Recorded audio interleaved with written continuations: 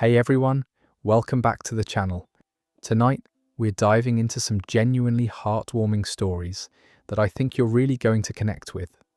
Whether you're winding down after a crazy day at work, dealing with your own stuff, are stressed from school, or just need something real to listen to while you relax.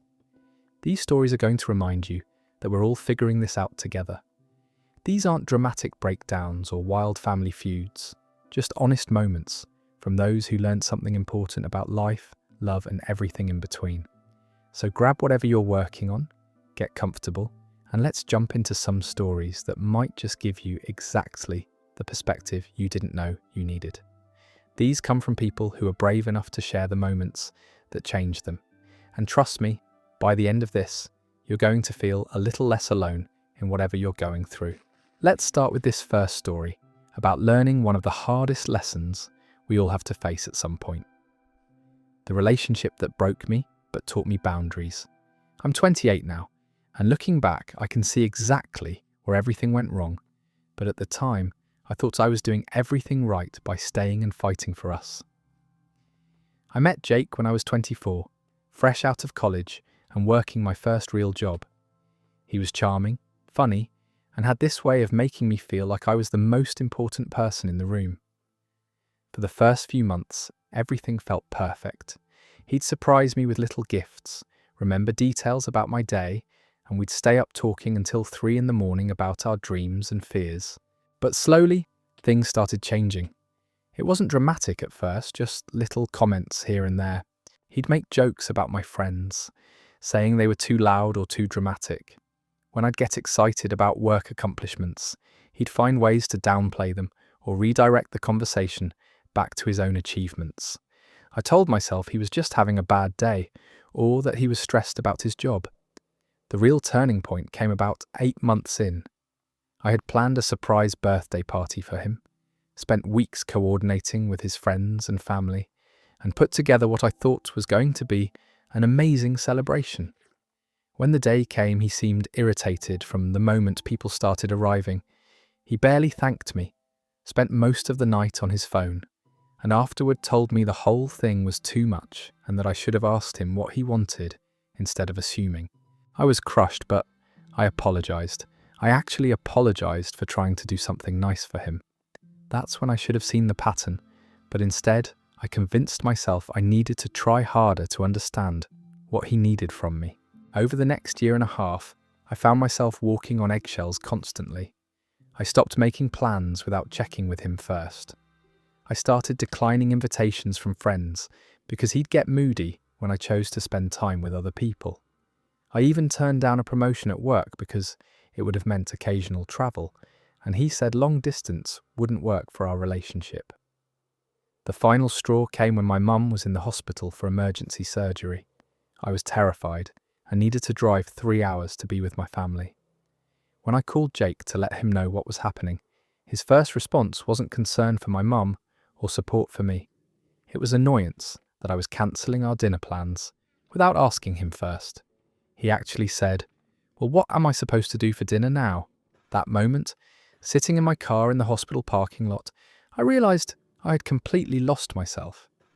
I was 26 years old and asking permission to visit my own mother in the hospital. I had become someone I didn't recognise, someone who prioritised a man's dinner plans over my family's crisis. Breaking up with Jake was one of the hardest things I've ever done. Not because I still loved him, but because I had to face how much I had given up of myself to keep him happy. I had to rebuild friendships I had neglected, rediscover hobbies I had abandoned, and learn to make decisions based on what I wanted instead of what would avoid conflict. It took almost 2 years of being single to fully understand what had happened to me. I wasn't stupid or weak. I had just never learned how to set boundaries. I thought love meant accommodating someone else's needs at the expense of my own. I thought compromise meant always being the one to give in. Now I'm in a relationship with someone who celebrates my successes instead of diminishing them, who encourages my friendships instead of competing with them, and who would never make me choose between him and my family. The difference is night and day, but I wouldn't have been able to recognize healthy love if I hadn't experienced the alternative first. That relationship with Jake broke me in a lot of ways, but it also taught me the most important lesson of my adult life. You can't love someone into treating you well. You can only decide what you will and won't accept, and then have the courage to walk away when those boundaries are crossed. It's a lesson I hope I never have to learn again, but I'm grateful I learned it when I did. That story ends there. Sometimes the most painful relationships become our greatest teachers, even when we wouldn't wish the experience on anyone else. Learning to value yourself enough to walk away from someone who doesn't see your worth is one of the hardest but most essential life skills. That OP saved themselves years of heartache by finally recognizing their own value. Our next story takes us in a completely different direction, to the kind of job that nobody dreams of having, but somehow teaches you everything you didn't know you needed to learn. The job I hated that made me appreciate work. I was 17 and desperate for summer money before my senior year of high school. My parents had made it clear that if I wanted a car, I was going to have to pay for it myself, and flipping burgers at the local McDonald's seemed like the fastest way to earn the cash I needed. I remember walking in for my first day thinking this would be easy money. How hard could it be to flip burgers and take orders? I figured I'd work a few shifts a week, maybe 15 hours total, and by the end of summer I'd have enough saved up for a decent used car. Reality hit me like a brick wall on day one. The breakfast rush started at 5:30 in the morning, and by 6 a.m. the place was absolutely insane. Orders were flying in faster than I could process them. The grill was hotter than anything I'd ever experienced, and customers were getting impatient when their food wasn't ready in under 2 minutes. My manager Carlos was this guy in his 40s who had been working fast food for over 20 years. At first I thought he was just mean. He'd bark instructions at me, correct me when I messed up orders, and never seemed satisfied with my speed or accuracy. I spent the first week convinced he had it out for me personally, but by the second week I started to understand what Carlos was trying to teach me. Every movement in that kitchen had to be precise and efficient. There was no time to waste, no room for sloppy work, and absolutely no tolerance for giving up when things got overwhelming. He wasn't being mean, he was trying to help me survive in an environment that would eat you alive if you couldn't keep up. The heat was the worst part. Even with the industrial fans running constantly, the temperature near the grill would hit over 100 degrees during busy periods. My uniform would be completely soaked with sweat within the first hour, and I'd go through 3 or 4 shirts during a single shift. I'd come home exhausted, smelling like grease and onions, with burns on my arms from accidentally brushing against hot surfaces. But something started changing around week 3. I began to anticipate rushes before they hit. I could tell when we were going to run out of fries just by looking at the line forming outside. I started timing my burger flips perfectly, keeping multiple orders straight in my head, and moving through the kitchen with the kind of efficiency that had seemed impossible just weeks earlier. Carlos noticed the change too.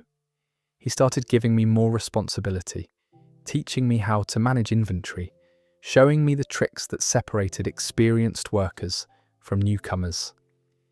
He told me about his own kids, how he'd been supporting his family with this job for years, and how he took pride in running the cleanest, most efficient kitchen in the district. The customers taught me patience in ways I never expected. There was the elderly woman who came in every Tuesday for a senior coffee and would spend 10 minutes counting out exact change. The construction workers who'd order massive meals during their lunch break and always left good tips when you remembered their usual orders. The stressed parents with screaming kids who just needed their food fast so they could get back on the road. I learned that every person walking through those doors had their own story, their own struggles, and their own reasons for needing fast, affordable food. Some were travelling families on tight budgets.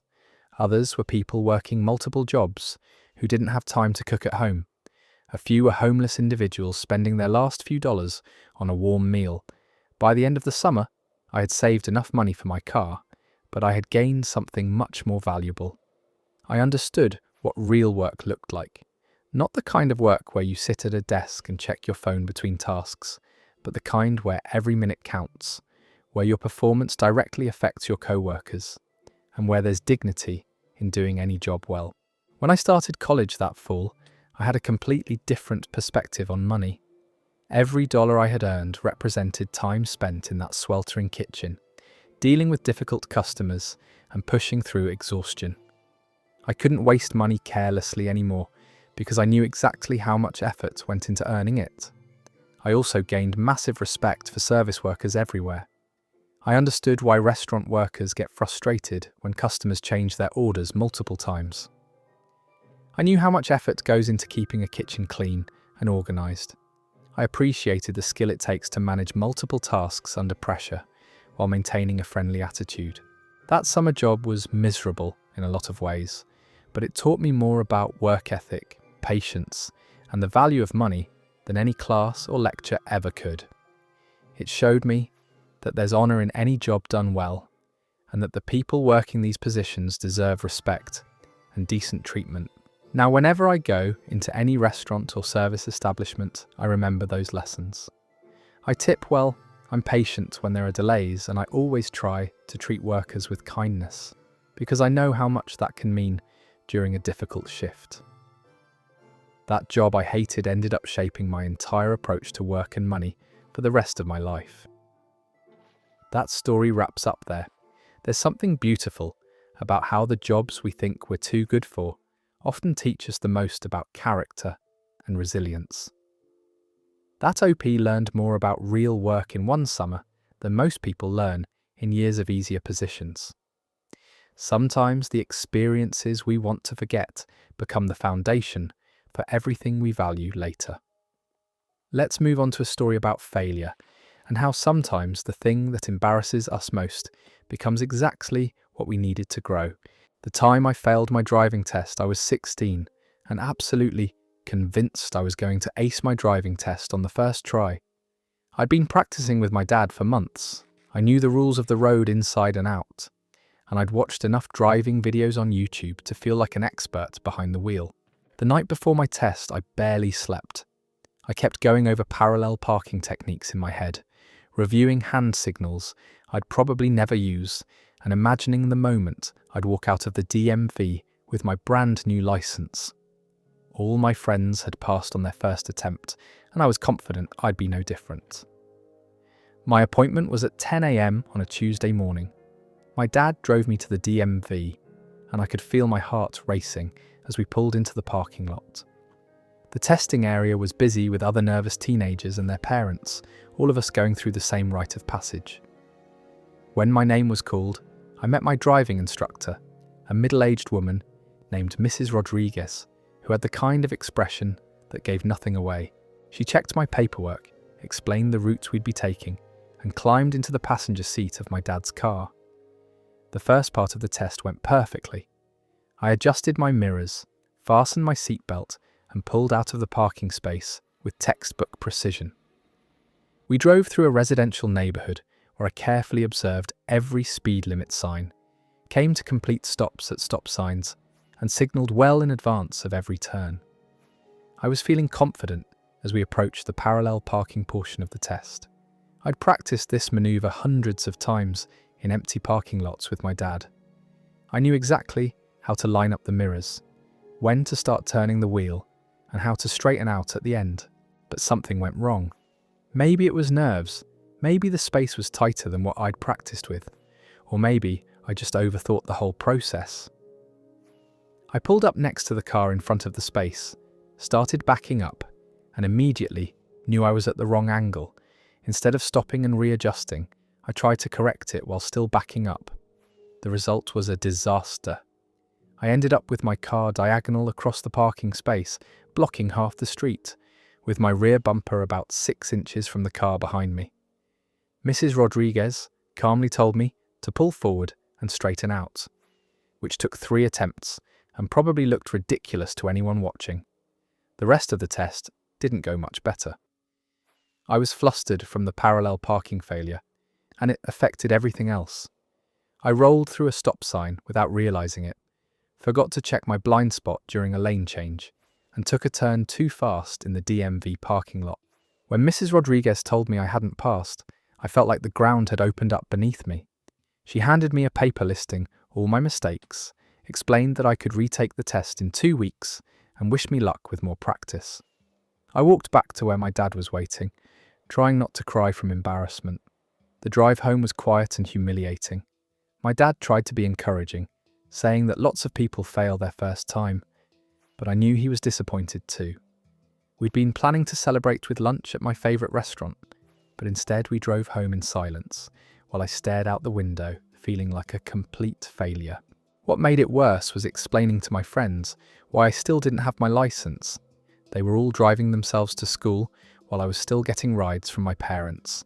I felt like everyone was looking at me differently, like I was the kid who couldn't handle basic adult responsibilities. But failing that test turned out to be one of the best things that could have happened to me. Instead of just passing and thinking I was a great driver, I had to face the reality that I needed more practice. My dad and I spent the next 2 weeks working on parallel parking every single day. We found empty lots, set up cones, and practiced the manoeuvre until I could do it perfectly every time. We also worked on other skills I'd been overconfident about. I learned to check my blind spots automatically, to come to complete stops instead of rolling through signs, and to stay calm under pressure instead of getting flustered when things didn't go according to plan. When I retook the test 2 weeks later, I passed easily, but more importantly, I was actually a better driver because of the extra practice. The parallel parking that had been my downfall was now one of my strongest skills. I felt genuinely confident behind the wheel, instead of just thinking I was confident. Over the years, I've realised that failing my driving test taught me something valuable about preparation and humility. It showed me that being overconfident can be just as dangerous as being unprepared, and that sometimes failure is exactly the motivation you need to actually master something, instead of just getting by. Now I'm in my 30s and I'm still a careful, thoughtful driver. I think that early failure made me more aware of my limitations and more committed to continuous improvement. If I had passed that first test, I might have developed bad habits that would have made me a worse driver in the long run. That story comes to an end there. Sometimes our most embarrassing moments become our greatest teachers, forcing us to develop skills we might have never bothered to perfect otherwise. That OP learned that overconfidence can be just as dangerous as lack of preparation, and that real mastery comes from facing our failures head-on instead of avoiding them. Our next story is about one of those small moments that stays with you forever, proving that kindness from strangers can be just as powerful as love from family. The stranger who paid for my bus fare. I was 19 and running late for my job at a bookstore downtown. I'd been working there for about 3 months, and I was still in that phase where I was terrified of being late or making any mistakes that might get me fired. That morning, everything that could go wrong did go wrong. My alarm didn't go off, I couldn't find my work shirt, and by the time I finally made it to the bus stop, I was already 15 minutes behind schedule. I was that person running down the street with my shoes half tied, probably looking completely frantic to anyone watching. When the bus finally arrived, I climbed on and reached into my pocket for my bus pass, only to realise it wasn't there. I frantically checked all my pockets, then my backpack, then my pockets again. Nothing. I must have left it on my dresser in my rush to get out the door. The bus driver was this older guy who looked like he'd seen every possible passenger situation over the years. He waited patiently while I searched through my stuff, but I could feel the other passengers getting annoyed behind me. Someone actually sighed loudly when I started checking my pockets for the third time. I finally found $2.37 in loose change at the bottom of my bag. The fare was $2.50. I was 13 cents short, which might as well have been $13 when you're standing on a bus holding up everyone's morning commute.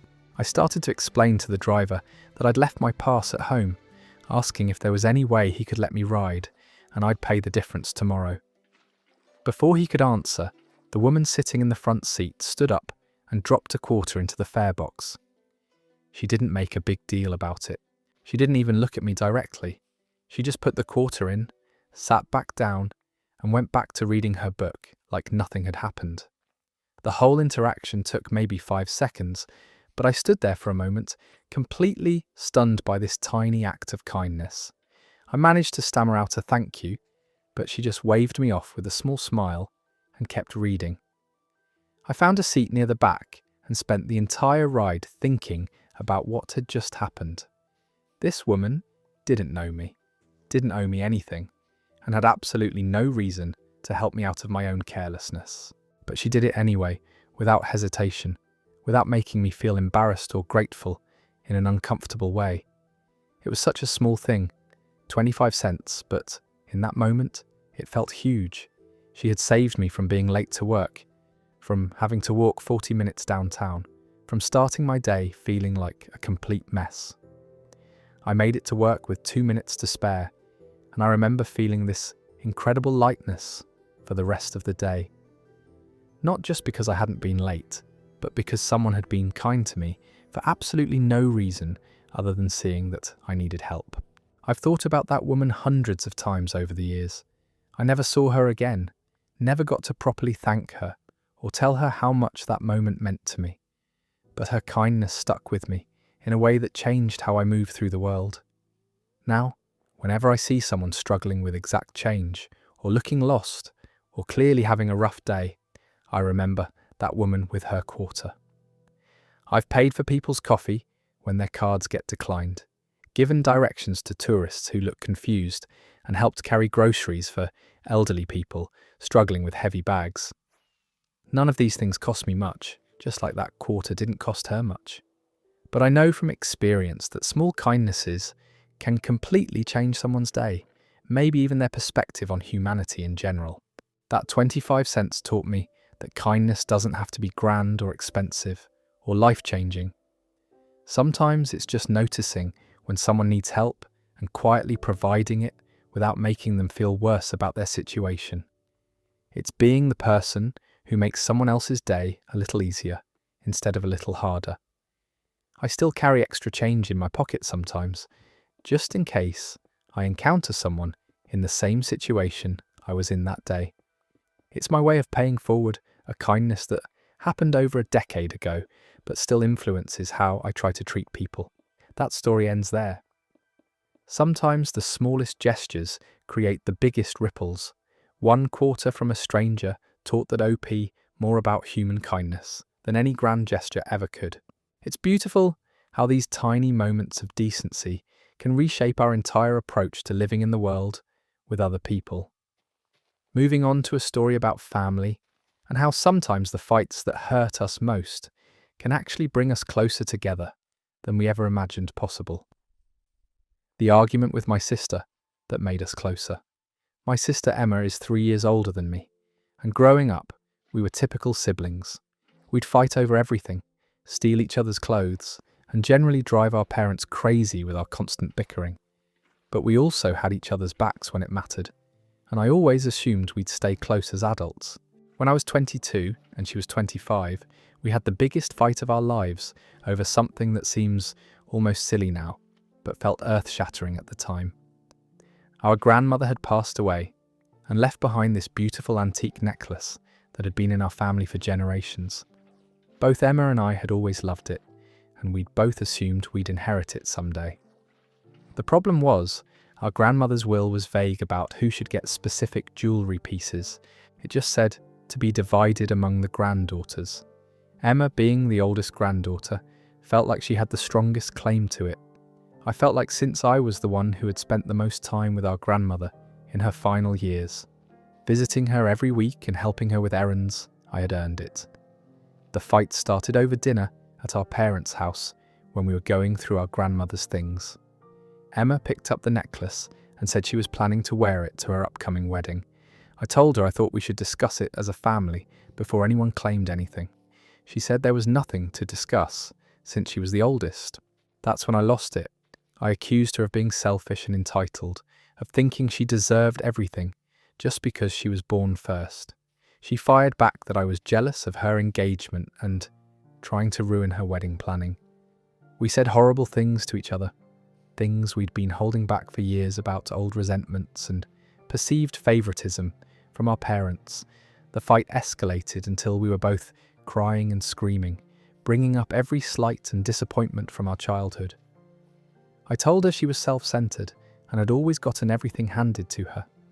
She told me I was immature and needed to stop acting like the victim all the time. Our parents tried to mediate, but we were both too angry to listen to reason. Emma stormed out with the necklace, and I didn't speak to her for the next 4 months. We avoided each other at family gatherings, communicated only through our parents, and generally acted like children despite being grown women. The silence between us stretched through the holidays, through her wedding planning, through what should have been one of the happiest times in her life. Our parents were heartbroken watching their daughters refuse to speak to each other over a piece of jewellery, no matter how meaningful it was. The turning point came when Emma called me at 2 a.m, crying so hard I could barely understand what she was saying. Her fiancé had called off their wedding 3 weeks before the ceremony. He'd been having second thoughts for months, but hadn't had the courage to tell her until it was almost too late. Despite our fight, despite months of not talking, my first instinct was to grab my keys and drive to her apartment. I found her sitting on her living room floor, surrounded by wedding planning materials, looking more broken than I'd ever seen her. We didn't talk about the necklace that night. We didn't talk about our fight or who was right or wrong.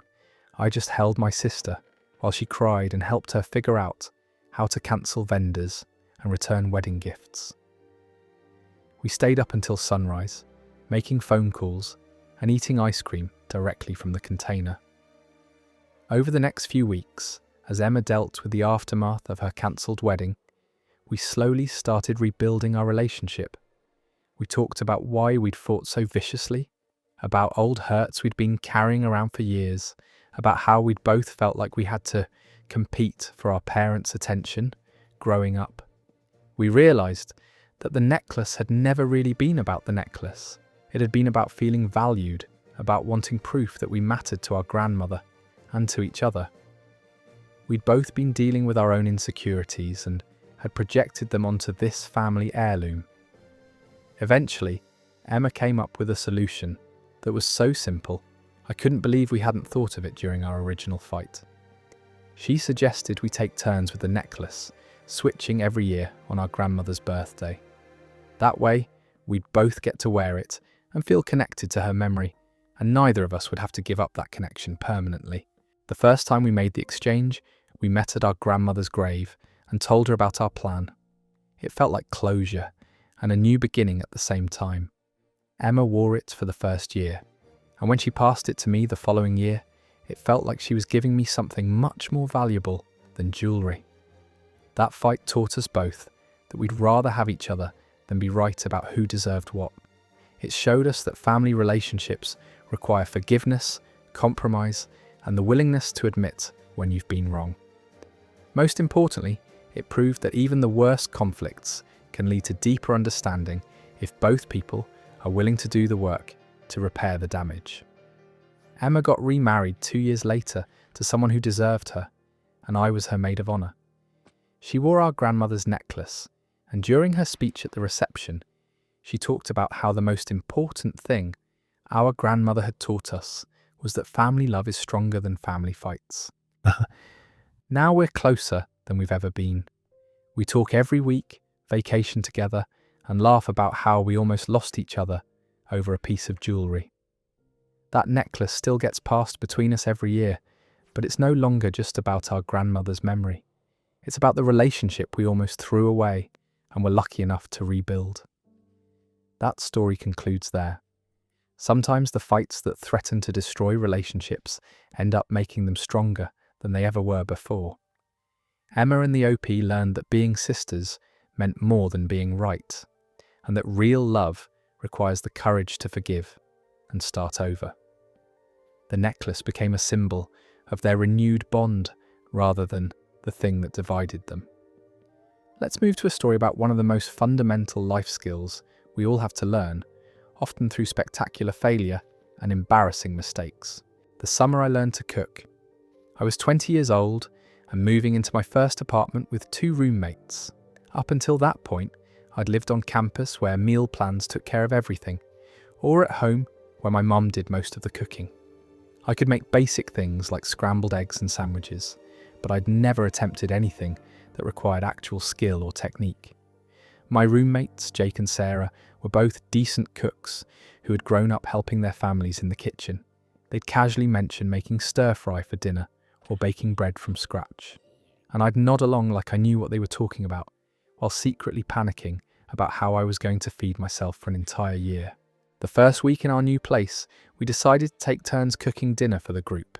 It seemed like a great way to save money and bond as roommates. Jake went first and made this incredible pasta dish with homemade sauce. Sarah followed with a curry that was better than anything I'd ever ordered at a restaurant. Then it was my turn. I decided to attempt something that seemed foolproof: spaghetti with meat sauce. How hard could it be? You boil pasta, you brown some ground beef, you add sauce from a jar. Even I couldn't mess that up, right? Wrong. I managed to burn the ground beef while simultaneously undercooking it, which I didn't even know was possible. I added way too much salt to the sauce and didn't add enough water to the pasta pot, so half the noodles weren't even submerged. The kitchen filled with smoke from the burning meat, and when I finally served dinner, the pasta was crunchy, and the sauce tasted like it had been seasoned with ocean water. Jake and Sarah were incredibly polite about it, but I could see them struggling to swallow each bite. We ended up ordering pizza that night, and I felt like a complete failure. Here I was, a college junior who couldn't manage one of the most basic meals in existence. But instead of giving up, I decided to treat cooking like any other skill I needed to learn. I started watching YouTube videos obsessively, taking notes on techniques and timing. I bought a basic cookbook and started with the absolute simplest recipes, things designed for people who had never turned on a stove before. My second attempt was scrambled eggs, which seemed safe since I'd made them before. But following the cookbook's technique instead of just winging it, I learned about low heat and constant stirring and adding a little cream at the end. Those eggs were better than any I'd ever made, and that small success gave me the confidence to keep trying. The failures kept coming though. I burned grilled cheese sandwiches, overcooked chicken until it was like rubber, and made rice that was somehow both mushy and undercooked at the same time. I set off the smoke alarm so many times that our neighbours started checking on us whenever they heard it go off. Jake and Sarah became my unofficial cooking coaches, patiently explaining why my onions were burning or why my vegetables were turning to mush. They taught me about preheating pans, about how different vegetables need different cooking times, about tasting as you go, instead of just hoping everything would work out. The breakthrough came about 6 weeks into the summer, when I successfully made a simple chicken stir-fry. The vegetables were still crisp, the chicken was cooked through but not dried out, and the sauce actually tasted like something you'd want to eat. My roommates were genuinely impressed, and I felt this incredible pride in creating something delicious from basic ingredients. From there, I started getting more adventurous. I learned to make a decent tomato sauce from scratch, figured out how to properly season meat, and mastered the art of cooking rice without burning it. Each small success built my confidence to try something slightly more challenging. By the end of the summer, I was making meals that I was actually proud to serve to other people. I'd learned to read recipes carefully, to prep all my ingredients before starting to cook, and to trust my instincts about seasoning and timing. More importantly, I'd learned that failure in the kitchen wasn't the end of the world. It was just part of the learning process. That summer taught me that cooking isn't really about following recipes perfectly. It's about understanding how heat works, how flavors combine, and how to adjust when things don't go according to plan. It's about being patient with yourself while you develop skills that take time to master. Now, 15 years later, I'm the person my friends call when they want to know how to fix a sauce that's too salty or why their bread didn't rise. I love cooking for people and trying new techniques, and some of my happiest memories involve sharing meals I've made with the people I care about. But I still remember those early disasters, and I'm grateful for every burned piece of chicken and overcooked vegetable. They taught me that the best way to learn something is to accept that you're going to be bad at it first, and then keep practicing until you're not. That lesson has served me well in areas far beyond the kitchen.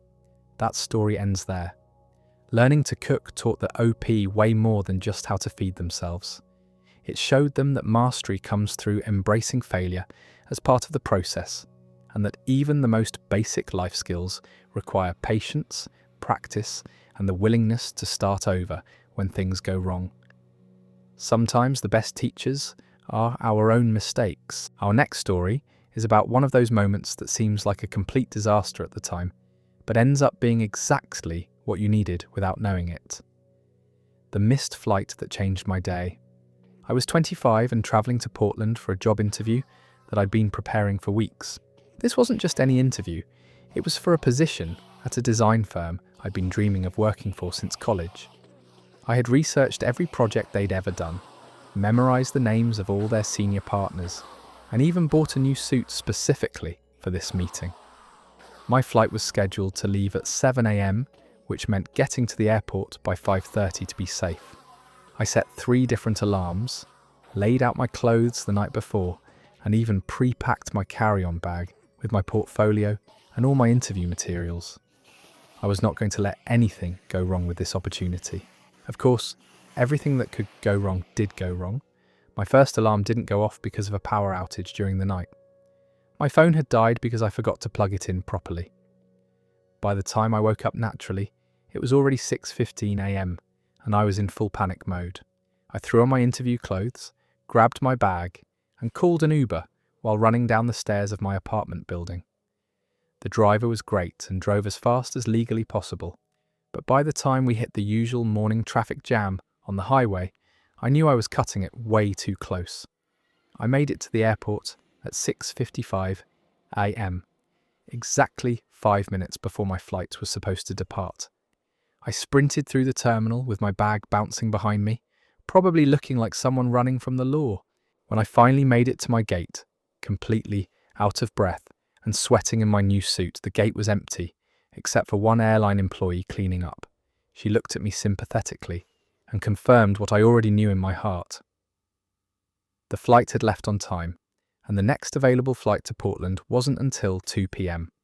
I was going to miss my interview, and there was absolutely nothing I could do about it. I called the design firm immediately to explain what had happened, hoping they might be able to reschedule for later that day. But their HR person explained that they were interviewing multiple candidates over 2 days, and my slot was the only opening they had. She said they'd keep my resume on file, but I could tell from her tone that this opportunity was gone forever. I was devastated. I found a quiet corner of the airport and just sat there for 20 minutes, feeling sorry for myself. I'd blown my dream job because I couldn't manage to set an alarm properly. It felt like such a stupid, avoidable mistake that was going to derail my entire career trajectory. Since I'd already taken the day off work and paid for a non-refundable ticket, I decided to take the 2 p.m. flight anyway.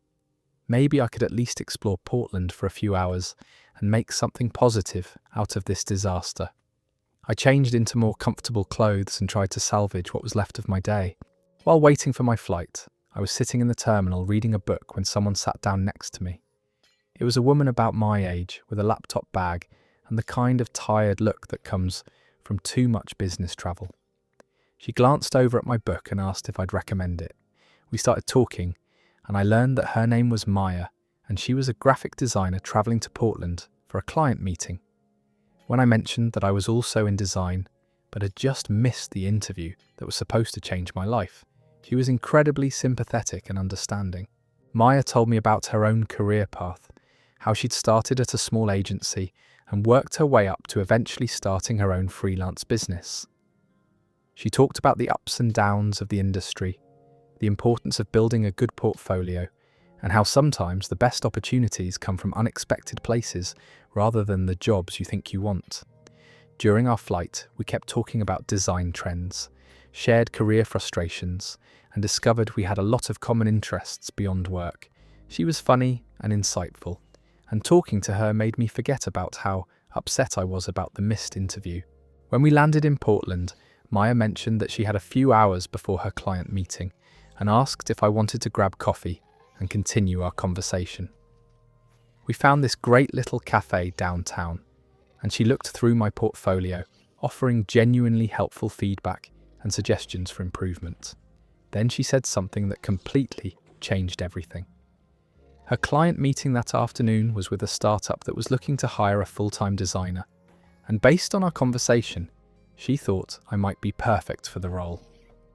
She asked if I'd be interested in meeting them informally, just to see if there was mutual interest. 3 hours later, I was sitting in a conference room with the founders of a tech startup, having the most relaxed and engaging job interview of my life. They loved my work, we connected immediately over our shared vision for user-centered design, and by the end of the meeting they were talking about next steps and potential start dates. I got an offer from them the following week, and it turned out to be exactly the kind of creative, collaborative environment I'd been looking for. The salary was better than what the Portland firm had been offering, the projects were more interesting, and the company culture was a perfect fit for my personality and work style. But the best part wasn't even the job. Maya and I stayed in touch after that day, and she became one of my closest friends and most trusted professional mentors. We've collaborated on several projects over the years, and she's the person I call when I need advice about career decisions or just want to bounce ideas off someone who understands the industry. Looking back, missing that flight was one of the best things that ever happened to me. If I'd made it to that interview on time, I probably would have gotten the job I thought I wanted, but I never would have met Maya or discovered the company where I ended up building my career. That missed flight taught me that sometimes what feels like failure is actually the universe redirecting you towards something better. It showed me the importance of staying open to unexpected opportunities and being willing to find the silver lining, even in situations that seem completely hopeless at the time. That story ends there. Sometimes life's biggest disappointments turn out to be perfectly timed redirections towards something better than you originally planned.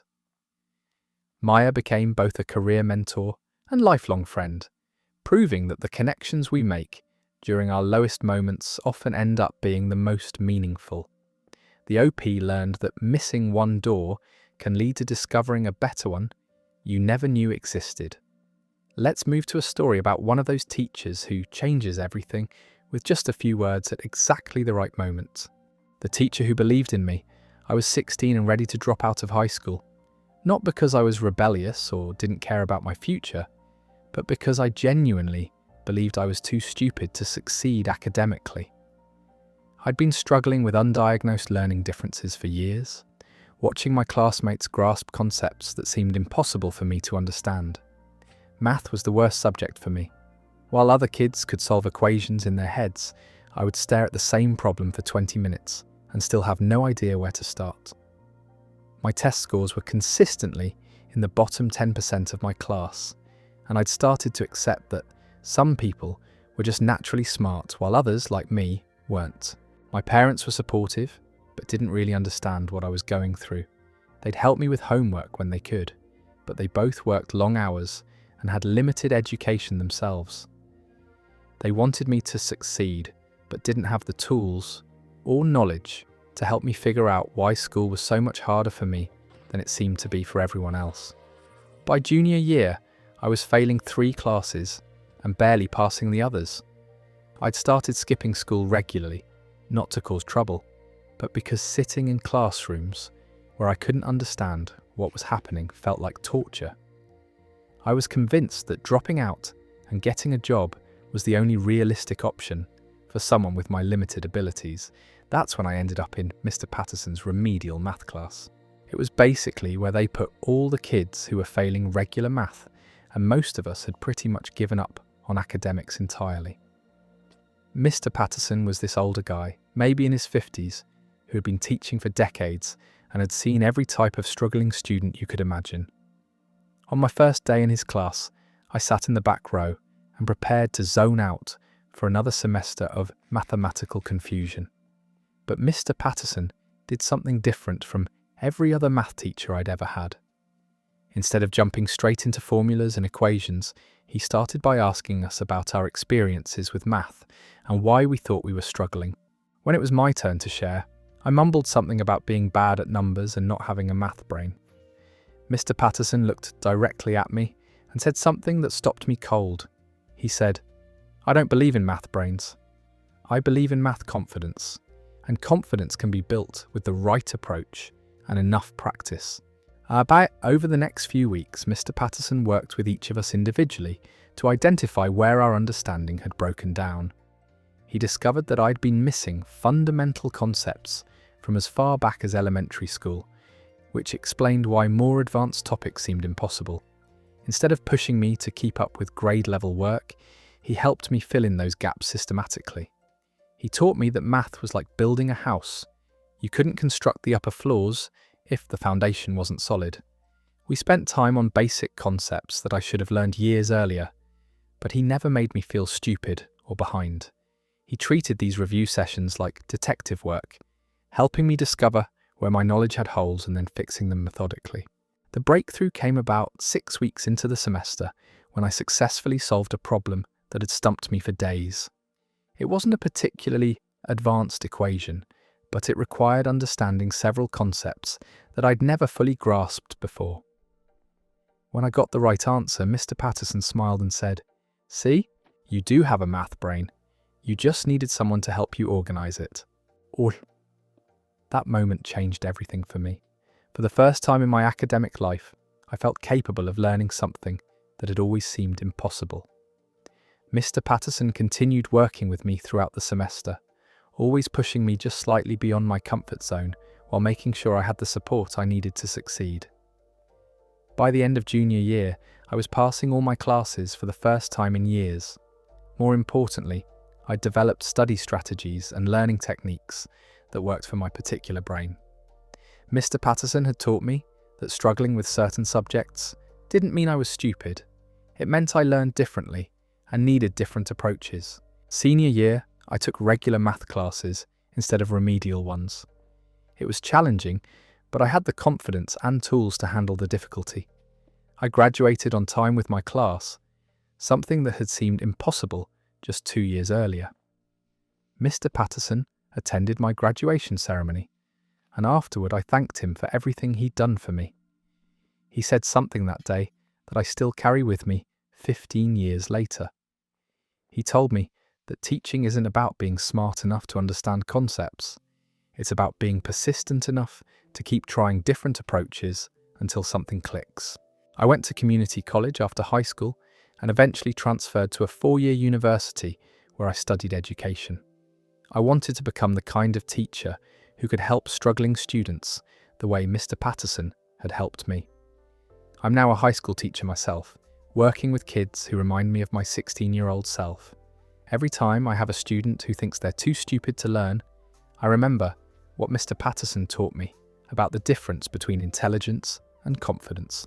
I share his philosophy that there are no math brains, or English brains, or science brains, just different ways of processing information and different amounts of time needed to build understanding.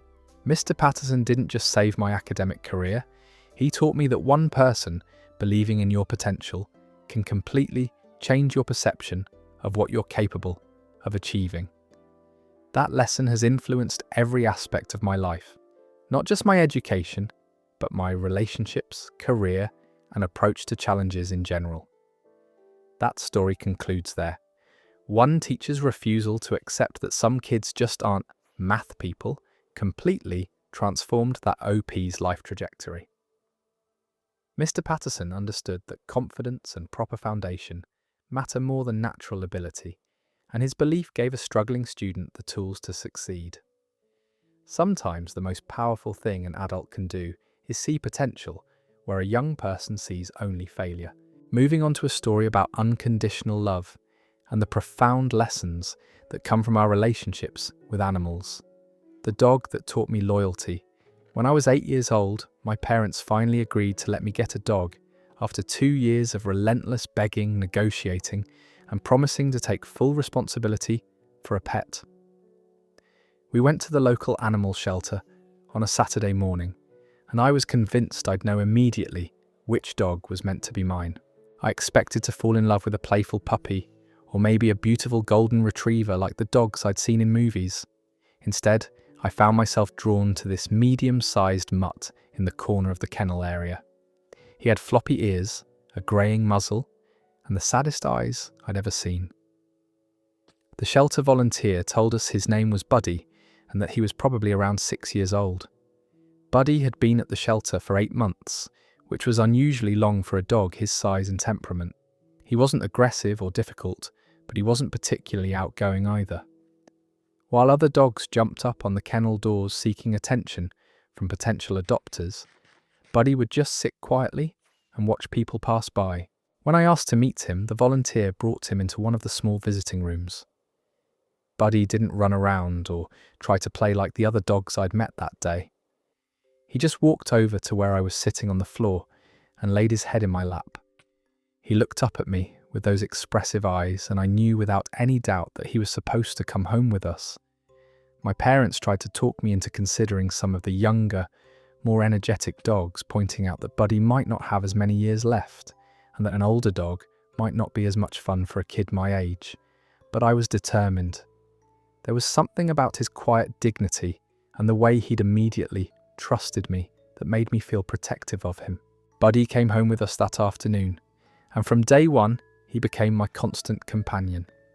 He slept next to my bed every night, walked with me to the school bus stop every morning, and was waiting by the front door when I came home each afternoon.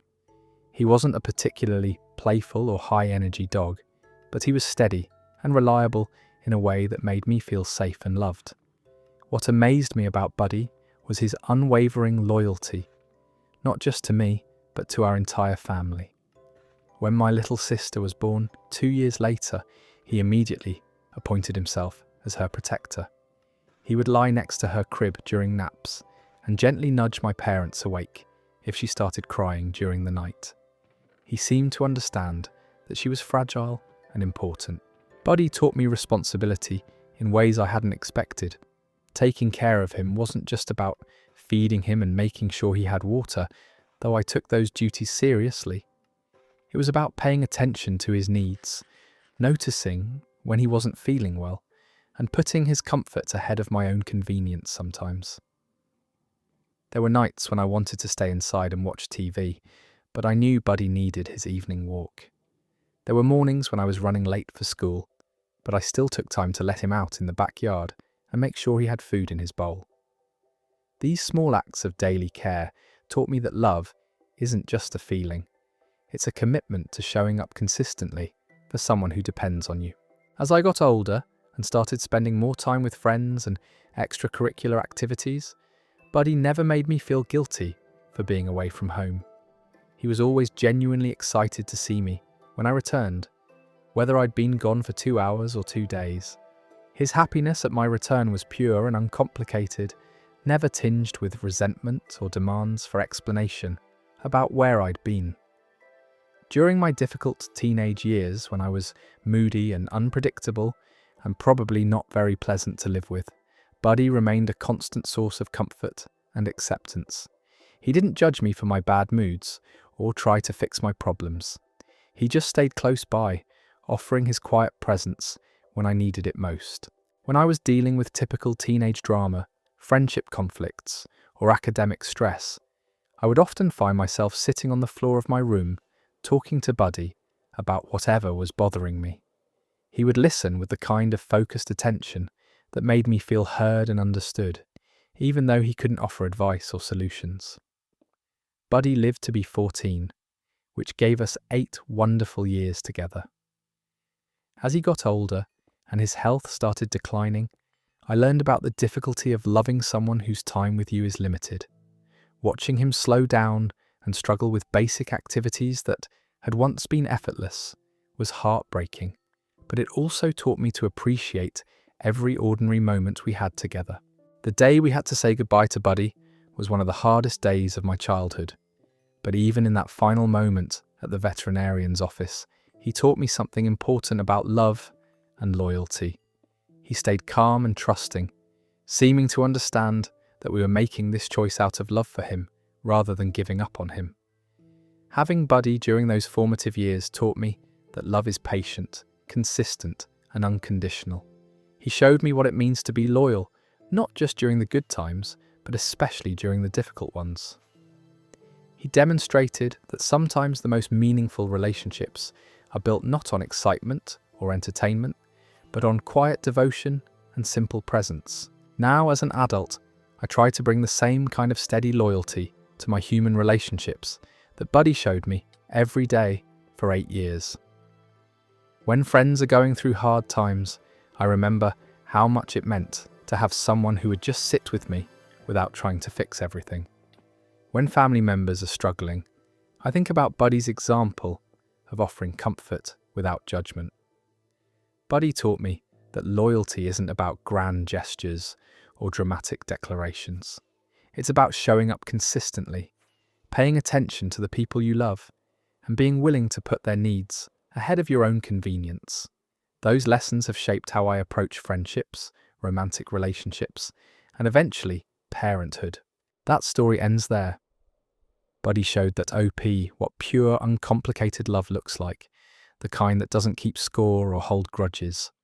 An older shelter dog became the perfect teacher for a young person learning about responsibility, consistency, and what it really means to care for someone else.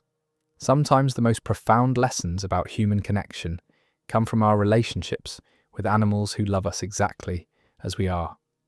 Our next story takes us to one of those childhood moments that stays with you forever, teaching you about safety, love, and just how much you mean to the people who would do anything to protect you. The day I got lost as a child. I was 6 years old and visiting the state fair with my mom, dad, and younger brother. It was one of those perfect family outings that I'd been looking forward to for weeks.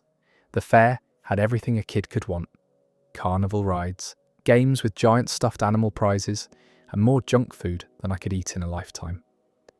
We'd spent the afternoon going on rides and playing games, and I was carrying a huge stuffed elephant I'd won at the ring toss.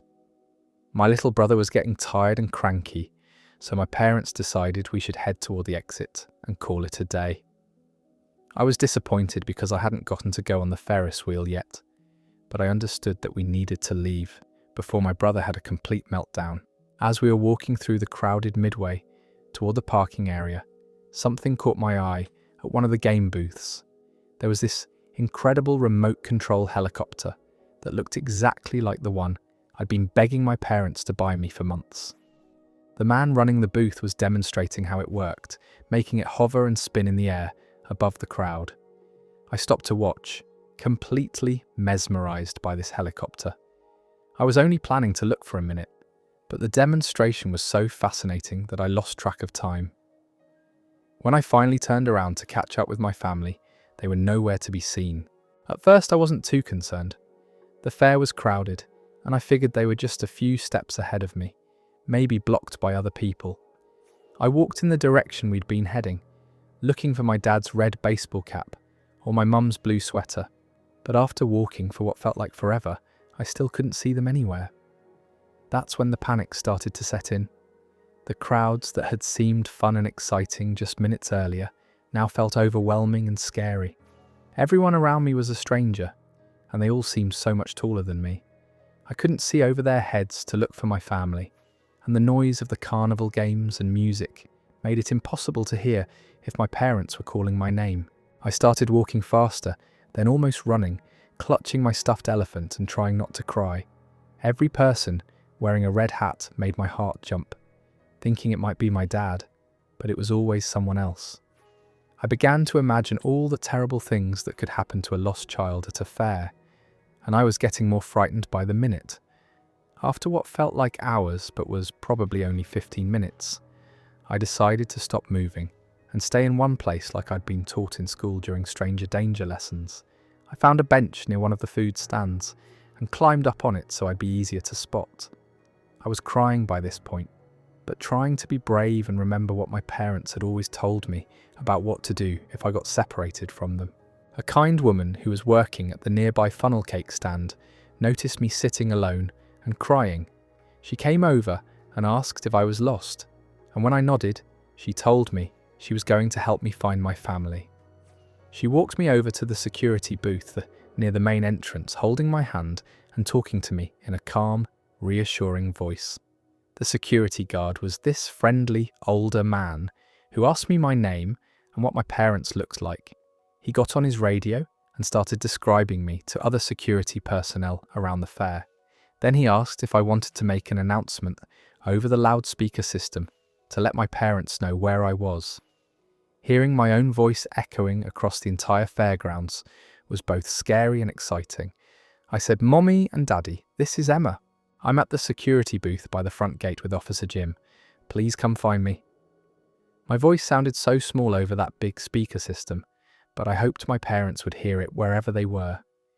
Within minutes, I could see my dad running toward the security booth, moving faster than I'd ever seen him run before. My mum was right behind him, and when they reached me, they both grabbed me in the biggest, tightest hug of my life. My mum was crying almost as hard as I was, and my dad kept saying, "We're so sorry, sweetheart. We're so sorry we lost you." They explained that they'd been looking for me frantically for the past 20 minutes. When they realised I wasn't with them, they'd split up to cover more ground, with my dad searching the midway, while my mum stayed near the car in case I made my way to the parking lot. They'd been terrified and were about to ask for help from security when they heard my announcement over the speaker.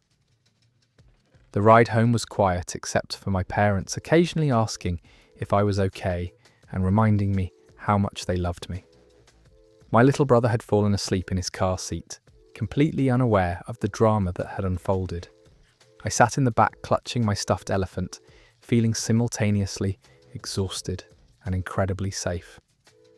That night, as my mum was tucking me into bed, she talked to me about what had happened and how scared she and my dad had been when they couldn't find me. She explained that sometimes parents make mistakes too, and that they should have been more careful to make sure I was keeping up with them in the crowded fair. But what struck me most was how my mum described the feeling of not knowing where I was. She said it was the worst feeling she'd ever experienced, that all she could think about was making sure I was safe and getting me back in her arms. She told me that being my mum was the most important job she'd ever have, and that protecting me and my brother was her top priority in life. That experience taught me something profound about how much my parents loved me. I'd always known they cared about me, but seeing their panic and relief when they found me showed me the depth of that love in a way I'd never understood before. It made me realise that I wasn't just a kid they were responsible for. I was someone whose safety and well-being was central to their happiness. Getting lost also taught me important lessons about staying calm in scary situations and asking for help when I needed it. The security guard and the woman from the funnel cake stand showed me that most people are kind and want to help children who are in trouble. Learning to trust appropriate adults in emergency situations became an important life skill. From that day forward, my parents were much more vigilant about keeping track of me and my brother in crowded places. We developed a system where I had to check in with them every few minutes, and they made sure I knew our phone number and address in case I ever got separated from them again. But more than the practical safety lessons, that day taught me about the fierce, protective love that parents have for their children. Understanding how much my disappearance had frightened my mum and dad made me appreciate the security and love that surrounded me every day, even when I took it for granted. That story concludes there. Getting lost for 20 minutes taught the OP more about parental love than years of everyday family life ever could. Seeing the panic and relief in her parents' faces showed her just how precious she was to them, turning a scary experience into a profound lesson about family bonds. Sometimes we have to experience a moment of feeling unprotected to truly appreciate the safety net of love that usually surrounds us. Moving to a story about learning one of the most important workplace lessons we'll ever encounter, often through the frustration of feeling invisible despite our best efforts. The boss who ignored my efforts. I was 23 and working my first real job out of college at a mid-sized marketing company. I was eager to prove myself and convinced that hard work and dedication would naturally lead to recognition and advancement.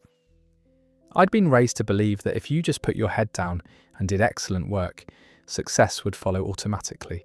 My supervisor was a woman named Margaret who managed a team of 6 junior marketing associates. She had a reputation for being demanding but fair, and I was excited to learn from someone with her experience and track record. I was determined to be the best employee she'd ever had, the kind of employee she could count on, someone who went above and beyond expectations consistently. From my very first week, I threw myself into every project with complete enthusiasm. I'd stay late to polish presentations until they were perfect, volunteer for additional assignments that other people didn't want, and research industry trends on my own time to bring fresh ideas to our campaigns. I was genuinely passionate about the work and wanted to contribute meaningfully to our team's success. For the first few months, I kept expecting Margaret to notice my extra efforts and dedication.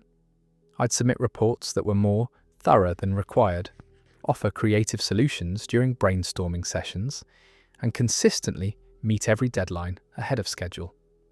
I was putting in probably 50-hour weeks while my colleagues were working standard 40-hour schedules, but weeks turned into months, and Margaret never acknowledged my additional contributions. During team meetings, she'd praise other employees for work that seemed less comprehensive than what I was producing. She'd assign high-visibility projects to colleagues who had been there longer, even when I'd expressed interest and had relevant experience. The breaking point came during our quarterly performance reviews. I went into that meeting confident that Margaret would recognise the exceptional effort I'd been putting in and perhaps discuss opportunities for advancement or increased responsibility. I had prepared examples of projects where I'd exceeded expectations and initiatives I'd taken to improve our team's processes. Instead, Margaret gave me what amounted to a completely average review. She acknowledged that my work was solid and dependable, but there was no mention of the countless extra hours I'd invested or the additional value I'd been trying to bring to every assignment. She rated me as meeting expectations in every category, with no recognition that I'd been consistently exceeding them. I left that meeting feeling completely deflated and confused. Had I been deluding myself about the quality of my work? Was everyone else really performing at the same level I was, making my efforts unremarkable? Or was Margaret just not paying attention to the individual contributions of her team members? Over the next few weeks, I started observing my colleagues more carefully, trying to understand what I might be missing. What I discovered was that the people who seemed to get Margaret's attention weren't necessarily the ones doing the best work. They were the ones who made sure Margaret knew about every contribution they made. My colleague James, who consistently received praise and interesting assignments, had a habit of sending Margaret detailed emails about his progress on projects. He'd schedule brief check-in meetings to discuss challenges he was facing and ideas he was developing. He made sure Margaret was aware of every extra effort he put in, not in a boastful way, but as part of regular communication about his work. Another colleague, Sarah, had developed a relationship with Margaret that extended beyond just work assignments. They'd chat about weekend plans, share articles they found interesting, and Sarah would often ask Margaret for career advice. Margaret clearly saw Sarah as someone with potential and gave her opportunities to work on more strategic projects. I realised I'd been making a fundamental mistake in assuming that excellent work would speak for itself. While I'd been quietly exceeding expectations and hoping Margaret would notice, my colleagues had been actively managing their relationships with her and making sure their contributions were visible and understood. This was a painful lesson because it meant acknowledging that workplace success isn't just about merit and hard work. It's also about communication, relationship building, and making sure the right people are aware of your value. I'd been operating under a naive assumption that effort alone would be rewarded, without understanding the importance of advocacy and visibility. I started changing my approach immediately. I began sending Margaret weekly updates about my projects, highlighting challenges I'd solved and results I'd achieved. I scheduled occasional one-on-one meetings to discuss my professional development and seek feedback on my performance. I made sure to contribute meaningfully to team discussions and follow up on ideas I'd shared during meetings. Within a few months, Margaret's perception of me began to shift. She started assigning me more interesting projects and including me in strategic conversations I'd been excluded from before.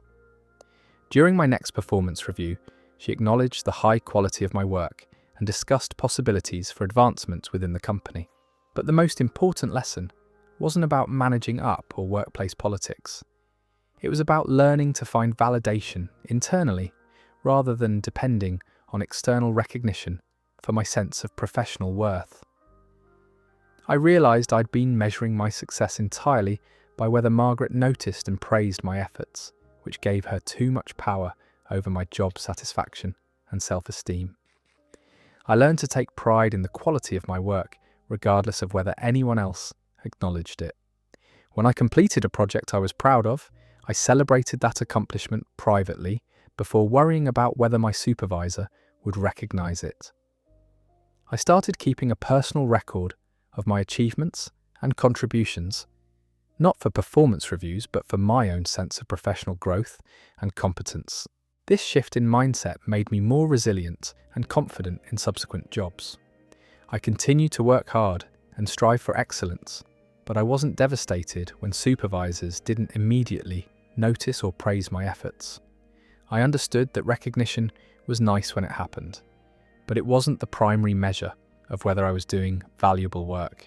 Years later, when I became a manager myself, I made sure to pay attention to all my team members, not just the ones who were most vocal about their contributions. I remembered how invisible I'd felt during those early months with Margaret, and I tried to create an environment where excellent work was noticed and acknowledged, regardless of how much self-promotion accompanied it. That experience with Margaret taught me that workplace dynamics are more complex than I'd initially understood, but it also showed me the importance of finding internal motivation and satisfaction in my professional life. Learning not to rely entirely on external validation for my sense of worth became one of the most valuable career lessons I ever learned. That story ends there. Sometimes the most valuable professional lessons come from feeling overlooked rather than celebrated. That OP learned that excellent work doesn't always speak for itself, but more importantly, they discovered the power of internal validation and taking genuine pride in their contributions, regardless of recognition. Margaret unknowingly taught them resilience and self-advocacy, skills that served them well throughout their entire career. Let's move to a story about academic failure and how sometimes the classes that nearly break us end up teaching us the most about perseverance and humility. The class I nearly failed. I was a junior in college and had always been a pretty solid student, not brilliant, but consistent enough to maintain a decent GPA and stay on track for graduation. I'd never failed a class or even come close, so when I registered for organic chemistry, I figured it would be challenging but manageable, like every other course I'd taken. I'd heard upperclassmen joke about organic chemistry being a weed-out class, designed to separate serious pre-med students from those who weren't cut out for medical school. But I wasn't even pre-med. I was a biology major planning to go into environmental science, so I assumed the horror stories didn't really apply to me. The trouble started from the very first lecture.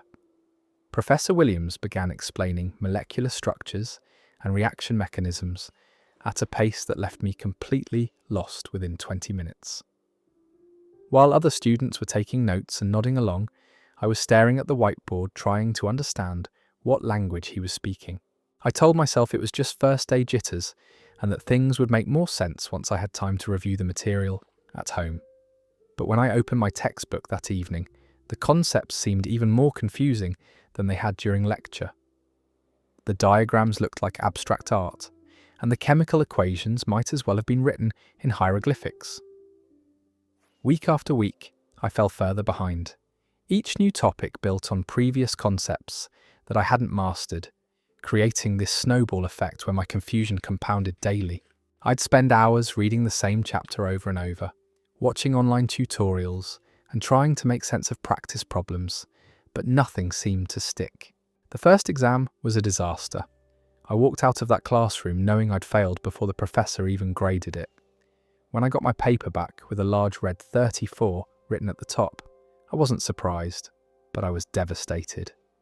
I'd never seen a grade that low with my name on it, and I had no idea how to recover from such a catastrophic failure. I considered dropping the class, but it was too late in the semester to withdraw without academic penalty. I was stuck with organic chemistry whether I understood it or not. My academic advisor suggested I focus on damage control, trying to pass with the minimum possible grade to avoid having to retake the entire course. But something about that advice made me angry. I'd never been the kind of person who just gave up when things got difficult, and I didn't want to start now. Instead of accepting failure, I decided to completely change my approach to studying and learning. I started going to every single office hour that Professor Williams offered, even when I didn't have specific questions prepared. I'd sit in his office and work through practice problems while he was available to explain concepts I was struggling with. At first, he seemed surprised that someone who was failing so badly would invest so much time in office hours, but he was patient and helpful. I formed a study group with 3 other students who were also struggling with the material. We'd meet twice a week to work through homework assignments together and quiz each other on upcoming exams. Having other people to struggle with made the experience feel less isolating and hopeless. Most importantly, I learned to ask for help instead of trying to figure everything out independently. I'd always prided myself on being self-reliant academically, but organic chemistry taught me that some subjects require guidance and explanation from people who understand them better than you do. I started working with a tutor from the chemistry department's peer tutoring program. She was a senior who had excelled in organic chemistry and could explain concepts in ways that finally made sense to my brain. She helped me understand that chemistry wasn't just memorization. It was about recognizing patterns and understanding the logic behind molecular behavior. Slowly, painfully, things began to click. The molecular structures started looking less random and more predictable. I could begin to see why certain reactions happened and others didn't. My homework scores improved gradually, and I started feeling cautiously optimistic about the possibility of actually passing the class. The second exam was still rough, but I scored a 58, which felt like a massive victory after my initial 34. The third exam earned me a 72, and by the final exam, I managed to score an 81. My final grade in the class was a C-, barely passing but officially successful. That C- was one of the grades I was most proud of in my entire college career. It represented months of struggling, learning to ask for help, developing new study strategies, and refusing to give up when everything felt impossible. It taught me more about perseverance and resilience than any A I'd ever earned in easier classes. Organic chemistry showed me that intelligence isn't just about naturally understanding material quickly. It's also about persistence, adaptability, and the willingness to approach problems from multiple angles until something works. I learned that struggling with the subject doesn't mean you're not smart enough for it. It might just mean you need to find different ways to learn and understand. The experience completely changed my approach to challenging situations, both academic and personal. When I encountered difficult concepts in later classes or faced obstacles in my career, I remembered the lessons I'd learned from nearly failing organic chemistry. I knew that initial confusion didn't mean permanent failure, and that most problems could be solved with enough effort and the right kind of help. Looking back, I'm grateful that I nearly failed that class. It taught me humility about my own abilities and showed me the value of struggle in the learning process. Easy success doesn't build character or teach you much about your own capabilities. It's the classes that nearly break you that show you what you're really made of. That story concludes there. Nearly failing organic chemistry taught that OP more about learning and resilience than any easy class ever could. Sometimes our greatest academic disasters become our most valuable educational experiences, showing us that struggle and confusion are often just the first steps toward genuine understanding. That C- represented a level of personal growth that no A+ could match. Our next story takes us back to the simple power of human kindness and how sometimes a stranger's guidance can remind us that most people want to help when they see someone in need. The time a stranger gave me directions. I was 20 years old and visiting Chicago for the first time. I'd gotten a summer internship at a non-profit downtown, and I'd decided to take the train from the suburbs instead of trying to navigate city traffic in my old Honda Civic. I thought I'd figured out the public transportation system from studying maps online, but the reality of navigating an unfamiliar city was much more overwhelming than I'd anticipated. My first day of work was on a Monday morning, and I'd given myself what I thought was plenty of extra time to account for getting lost or confused. I'd taken the train into the city without any problems, but when I emerged from Union Station into downtown Chicago, I realized I had absolutely no idea which direction to walk. The address I'd been given was supposed to be only 6 blocks away, but standing on the busy sidewalk, surrounded by towering buildings, every direction looked exactly the same to me.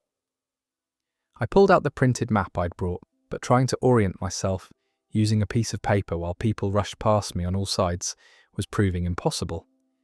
I started walking in what I hoped was the right direction, checking street signs and trying to match them to my map.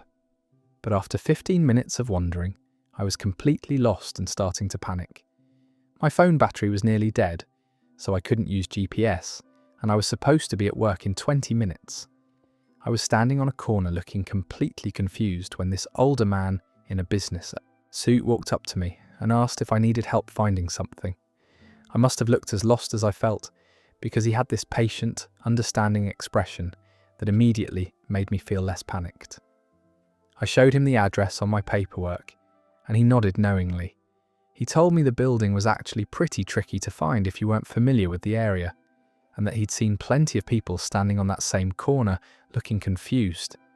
Instead of just pointing me in the right direction, he offered to walk me there, since he was heading that way anyway. As we walked, he told me about his own first day working downtown, 25 years earlier. He'd gotten so lost that he'd shown up an hour late to his first job, and was convinced he'd be fired before he even started. His boss had been understanding, and he'd made it a point ever since to help other people who looked like they were having the same experience he'd had. He walked me all the way to the front door of my building, wished me luck on my first day, and disappeared back into the crowd before I could properly thank him. I made it to my internship with 5 minutes to spare, feeling grateful and oddly calm despite the stressful start to my morning. That brief interaction with a complete stranger taught me something important about how we move through the world together. He could have easily ignored me or just pointed me in the right direction, but instead, he took time out of his own morning commute to make sure I actually made it where I needed to go. Throughout that summer in Chicago, I tried to pay forward the kindness that stranger had shown me. When I saw tourists looking confused on the train, I'd offer directions or suggest which stop they needed. When new interns started at my office, I'd remember how overwhelming that first day could be and try to make them feel welcome, but the lesson went deeper than just helping people with directions. That man showed me that small acts of generosity don't cost much but can completely change someone's experience of a difficult moment. His willingness to walk an extra few blocks turned what could have been a disaster into a manageable challenge. Years later, I still think about that stranger whenever I see someone who looks lost or confused.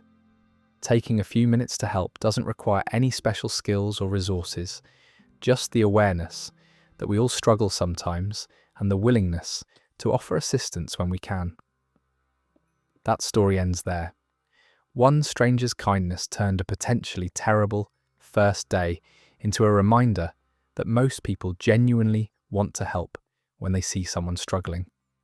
It's amazing how walking someone to their destination can teach them a lifetime lesson about paying it forward. Small gestures of help ripple outward in ways we never expect. Let's move on to a story about money and independence. and how sometimes the smallest paychecks teach us the biggest lessons about self-reliance. The day I got my first paycheck. I was 16 and had been working at the local grocery store for 2 weeks, bagging groceries and collecting shopping carts from the parking lot. It wasn't glamorous work by any stretch, but it was my first real job, and I was excited to finally have some income of my own. I'd grown up in a family where money was always tight, not because my parents were irresponsible, but because raising 3 kids on 2 modest incomes didn't leave much room for extras.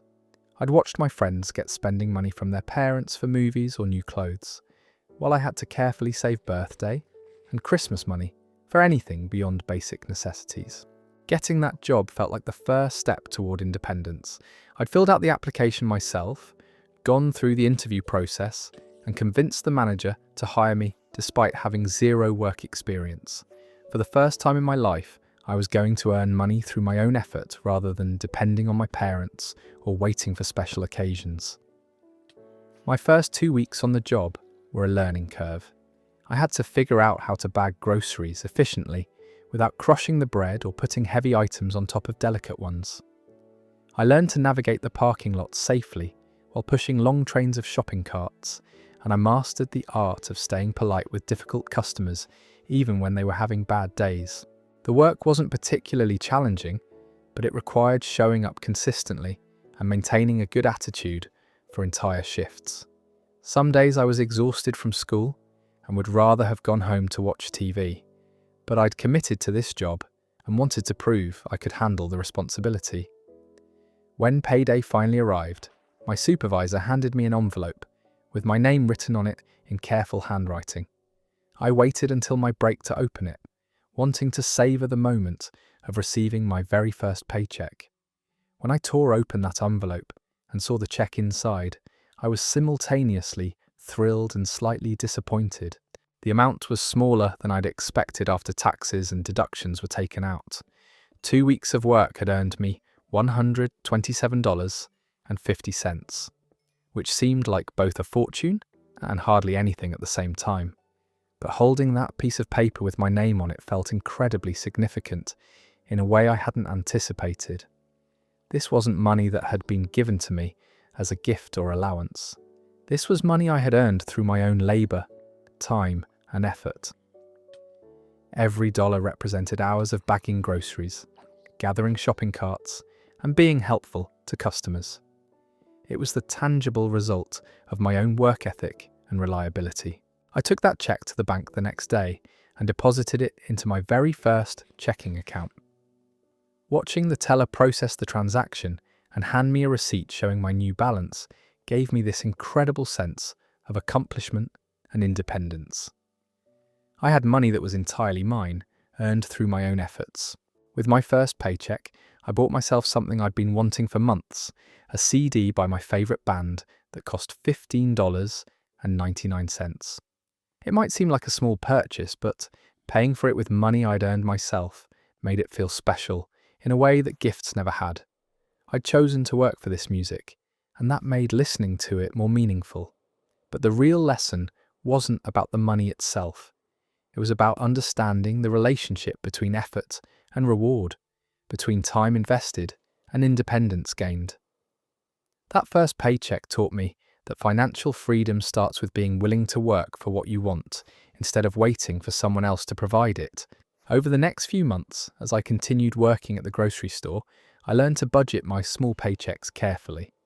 I'd set aside money for things I needed, save some for bigger purchases I was planning, and allow myself a small amount for entertainment or treats. Managing my own income, even a modest one, taught me financial responsibility in ways that allowances never could have. The job also taught me to appreciate money differently. When you've spent 4 hours collecting shopping carts in the rain to earn $30, you think twice about spending that money carelessly. I became much more intentional about purchases, considering whether something was worth the hours of work it represented. That first paycheck marks the beginning of my understanding that independence isn't just about age or freedom from rules. It's about developing the ability to support yourself and make your own choices about how to spend the resources you've earned. Even at 16, earning $127.50 every 2 weeks gave me a taste of what it would feel like to be truly self-sufficient. Years later, when I earned my first salary from a professional job, I remembered the pride I'd felt holding that grocery store paycheck. The amount was much larger, but the satisfaction of earning money through my own work remained fundamentally the same. That first job taught me that there's dignity in any honest work, and that financial independence begins with the willingness to earn your own way. That story ends there. Sometimes the smallest paychecks teach us the biggest lessons about self-reliance and the value of work. That $127.50 represented something much more valuable than money. It was the OP's first taste of independence and the pride that comes from earning your own way. Those early lessons about effort and reward shape how we approach money for the rest of our lives. Moving on to a story about finding joy in the most unexpected circumstances, and how sometimes losing our modern conveniences reminds us of what really matters. The storm that knocked the power out. I was 12 years old when Hurricane Isabel hit our area and knocked out electricity for nearly a week. At first, losing power seemed like the worst possible disaster that could happen to our family. No TV, no video games, no air conditioning, and worst of all, no way to reheat the leftover pizza in our refrigerator. My parents had been tracking the storm for days, stocking up on batteries, candles, and non-perishable food. They'd explained that we might lose power for a day or two, but I don't think any of us were prepared for how different our daily routine would become when all our electronic entertainment disappeared overnight. The first day without power was miserable. My younger sister and I kept flipping light switches out of habit, forgetting that nothing would happen. We'd walk over to the TV and stare at the black screen, trying to remember what we used to do before we could watch cartoons whenever we wanted. The house felt strangely quiet without the constant hum of appliances and electronics. By the second day, our complaining had reached epic levels. We were bored, hot, and convinced that life would never return to normal. My parents were trying to stay positive, but I could tell they were getting frustrated with our constant whining about having nothing to do.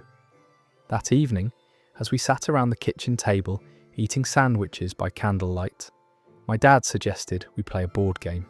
We'd had these games for years, stored in the hall closet and mostly forgotten, but with no other options, we reluctantly agreed to try Monopoly. Something magical happened during that game. Without the distraction of screens or background noise, we actually talked to each other in ways we hadn't in months. My sister, who was usually glued to her Game Boy, was cracking jokes and making deals with a creativity I'd never seen before. My parents were relaxed and playful, not worried about work emails or news updates they couldn't access anyway. The game lasted for hours, much longer than Monopoly usually takes, because we kept getting distracted by conversations and laughter. We told stories, shared memories, and discovered things about each other that had somehow never come up during our regular dinner table conversations. When we finally finished playing, nobody wanted to go to bed. My mum suggested we make hot chocolate on our gas stove, and we sat in the living room drinking it by candlelight, playing 20 questions and telling ghost stories. The house felt cozy and intimate in a way it never did when every room was brightly lit. The next few days developed their own rhythm. We'd wake up with the sun instead of alarm clocks, eat simple meals that didn't require heating, and spend our days reading books, playing cards, and having conversations that lasted for hours. My sister and I rediscovered board games we'd forgotten we owned and invented new games, using dice and playing cards. We also started helping each other in ways we hadn't before. Since we couldn't just disappear into our separate rooms with our individual entertainment, we were stuck together as a family unit. My sister and I actually started getting along better because we had to cooperate to have any fun at all. My parents seemed different too, more present and relaxed than they'd been in a long time. Without work emails or news updates constantly demanding their attention, they could focus entirely on our family time. My dad taught us card games he'd learned as a kid, and my mum showed us how to make shadow puppets on the wall with flashlight beams. When the power finally came back on after 6 days, we were almost disappointed. The house suddenly felt bright and noisy after we'd gotten used to the gentle glow of candles and oil lamps. The return of television and video games seemed less exciting than it should have after we'd discovered how much fun we could have with just each other's company. That week without electricity taught our family something important about presence and connection. We realised how much our electronic devices had been isolating us from each other, even when we were all in the same house. Without screens to stare at, we'd had no choice but to interact, and the result had been some of the best family time we'd ever had. From that point on, my parents instituted a weekly power outage night where we'd turn off all the electronics and spend the evening playing games or just talking. It never felt quite as natural as it had during the real storm, but it helped us maintain some of the closeness we'd discovered during those candlelit evenings. Years later, whenever I feel overwhelmed by technology or disconnected from the people I care about, I remember that week when Hurricane Isabel forced us to slow down and pay attention to each other. Sometimes losing the things we think we need most helps us discover what we actually value. That story ends there. A power outage that seemed like a disaster turned into a week of genuine family connection and joy. Sometimes we need to lose our modern distractions to remember how much happiness can come from simple conversations and board games by candlelight. That OP learned that presence and togetherness matter more than entertainment and convenience. Let's move to a story about friendship and the painful but necessary lesson that not all relationships are meant to last forever. The friend who drifted away. Sarah and I had been best friends since second grade, the kind of friendship where we finished each other's sentences and spent every possible moment together. We had sleepovers every weekend, shared all our secrets, and genuinely believed we'd be friends forever, no matter what life threw at us. Throughout elementary and middle school, we were inseparable. We'd walk to school together every morning, sit together at lunch, and spend our afternoons either at her house or mine. We had matching friendship bracelets, shared a love for the same books and movies, and could make each other laugh until our stomachs hurt. When high school started, we promised each other that nothing would change between us. We might make new friends or join different activities, but we'd always be each other's person. We even made plans for college, talking about how we'd room together and continue our friendship into adulthood. But high school did change things, slowly and in ways neither of us initially noticed. Sarah got really involved in theatre and started spending most of her time with kids from the drama club. I joined the debate team and found myself gravitating toward people who shared my interest in politics and current events. At first, we made an effort to stay connected, despite our different schedules. We'd text constantly throughout the day and try to hang out on weekends when we weren't busy with our respective activities. But gradually, our conversations became shorter and less frequent, and our weekend plans started getting cancelled for other commitments. I noticed that Sarah was changing in ways that felt foreign to me. She'd always been outgoing, but now she was dramatic in a way that seemed performative rather than genuine. She'd tell elaborate stories about theatre drama and use vocabulary and mannerisms that felt borrowed from the older kids she was spending time with. Meanwhile, I was probably changing too, becoming more serious and focused on academics than I'd been in middle school. The things that used to seem important to both of us, like gossiping about classmates or watching silly movies, started feeling juvenile and boring. By junior year, we were more like friendly acquaintances than best friends. We'd wave to each other in the hallways and make small talk when we ran into each other, but we weren't sharing our deepest thoughts or spending significant time together anymore. The final nail in the coffin came when we both started dating. Sarah's boyfriend was this intense theatre kid who seemed to think anyone not involved in drama was beneath his notice. My boyfriend was quiet and studious, more interested in books than performances. When we'd all hang out together, the conversations felt forced and awkward. By senior year, Sarah and I barely spoke, except for polite exchanges in classes we happened to share. We'd grown into different people, with different interests, different friend groups and different priorities. The closeness we'd once shared felt like something from childhood that we'd outgrown. Graduation was especially weird because we'd always imagined walking across that stage together, celebrating the end of high school as best friends. Instead, we were cordial strangers who happened to have a shared history. We took a picture together at the graduation party, but it felt more like an obligation than a celebration of our friendship.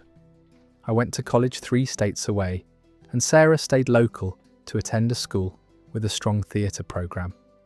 We exchanged a few texts during our first semester, updating each other on college life. But even those conversations felt stilted and polite, rather than genuine. For a long time I felt guilty about letting our friendship fade. I wondered if I should have tried harder to maintain our connection, if I'd been too willing to let new interests and new friends take priority over our childhood bond. I felt like I'd failed at something important by not keeping Sarah in my life. But as I got older and formed new friendships in college and beyond, I started to understand that not all relationships are meant to last forever. Sarah and I had been perfect friends for each other during a specific period of our lives, but we'd grown in different directions as we figured out who we were as individuals. There was nothing wrong with either of us for changing, and there was nothing wrong with our friendship ending. We'd given each other exactly what we needed during our childhood years: loyalty, laughter, and the security of knowing someone understood and accepted us completely. I learned that some friendships are meant to be lifelong, while others serve their purpose during particular seasons and then naturally fade as people evolve. Both types of relationships are valuable, even if they end differently. Now, when I think about Sarah, I feel grateful for the years we shared rather than sad about the friendship we lost. She taught me what it meant to have a best friend, how to be loyal and supportive, and how to find joy in simple shared experiences. Those lessons shaped how I approach all my relationships, even though Sarah herself is no longer part of my life. That story ends there. Sometimes friendships that feel permanent are actually meant to be temporary, serving their purpose during specific seasons of growth. Sarah and the OP gave each other exactly what they needed during childhood, and growing apart didn't diminish the value of those formative years together. Learning to let go of relationships that have run their course is just as important as learning to maintain the ones that are meant to last. Moving to a story about harsh words that, while painful, became the motivation for proving someone wrong about your potential. The teacher who told me I wasn't good enough. Mrs. Henderson was my 8th grade English teacher, and she had a reputation for being tough but fair. I'd always been a decent student, not exceptional, but solid enough to maintain good grades and stay out of trouble. When I walked into her classroom that first day, I was expecting a challenging year, but nothing I couldn't handle. The problem started early in the semester, when we began working on creative writing assignments. I'd always enjoyed writing stories and had gotten positive feedback from previous teachers about my imagination and creativity. I was excited to have a class focused entirely on developing those skills, but Mrs. Henderson seemed unimpressed with everything I submitted. While she'd praise other students' work and offer encouraging feedback, my papers would come back covered in red ink with comments like unclear, needs work, and lacks focus. I started putting extra effort into my assignments, spending hours revising and polishing, but nothing seemed to meet her standards. The breaking point came when we had to write a short story for our midterm project. I'd worked on mine for weeks, crafting what I thought was an engaging plot with well-developed characters and descriptive language. I was genuinely proud of the story and confident that Mrs. Henderson would finally see that I had potential as a writer. When she handed back our graded stories, mine had a large C- written at the top, along with a note asking me to see her after class. I was disappointed by the grade, but hoped that our private conversation would include some constructive feedback about how to improve. Instead, Mrs. Henderson looked at me across her desk and said something that I still remember, word for word, 15 years later. She told me that while I seemed like a nice enough student, I simply didn't have the natural talent for writing that some of my classmates possessed. She said I should consider focusing my energy on subjects that better matched my abilities. She wasn't being mean or cruel, just matter of fact in a way that somehow made her words more devastating. She suggested that I might be better suited for math or science, subjects that relied more on logic than creativity. She said that continuing to pursue writing would likely lead to frustration and disappointment. I left that conversation feeling completely deflated. Here was an adult whose job was to recognise and nurture student potential, and she'd essentially told me I didn't have any in the area I cared most about. I went home that day, questioning everything I'd believed about my own abilities and interests. For the rest of 8th grade, I did exactly what Mrs. Henderson had suggested. I put minimal effort into English assignments, accepting whatever grades I received, and focused my energy on math and science classes. I told myself that Mrs. Henderson was probably right, that I'd been deluding myself about having any real writing talent, but something about giving up on writing felt wrong, like I was abandoning an important part of myself. Even though I'd stopped putting effort into school assignments, I found myself writing stories in my spare time, creating characters and plots that excited me, even if no one else would ever see them. When high school started, I had a new English teacher who took a completely different approach to student development.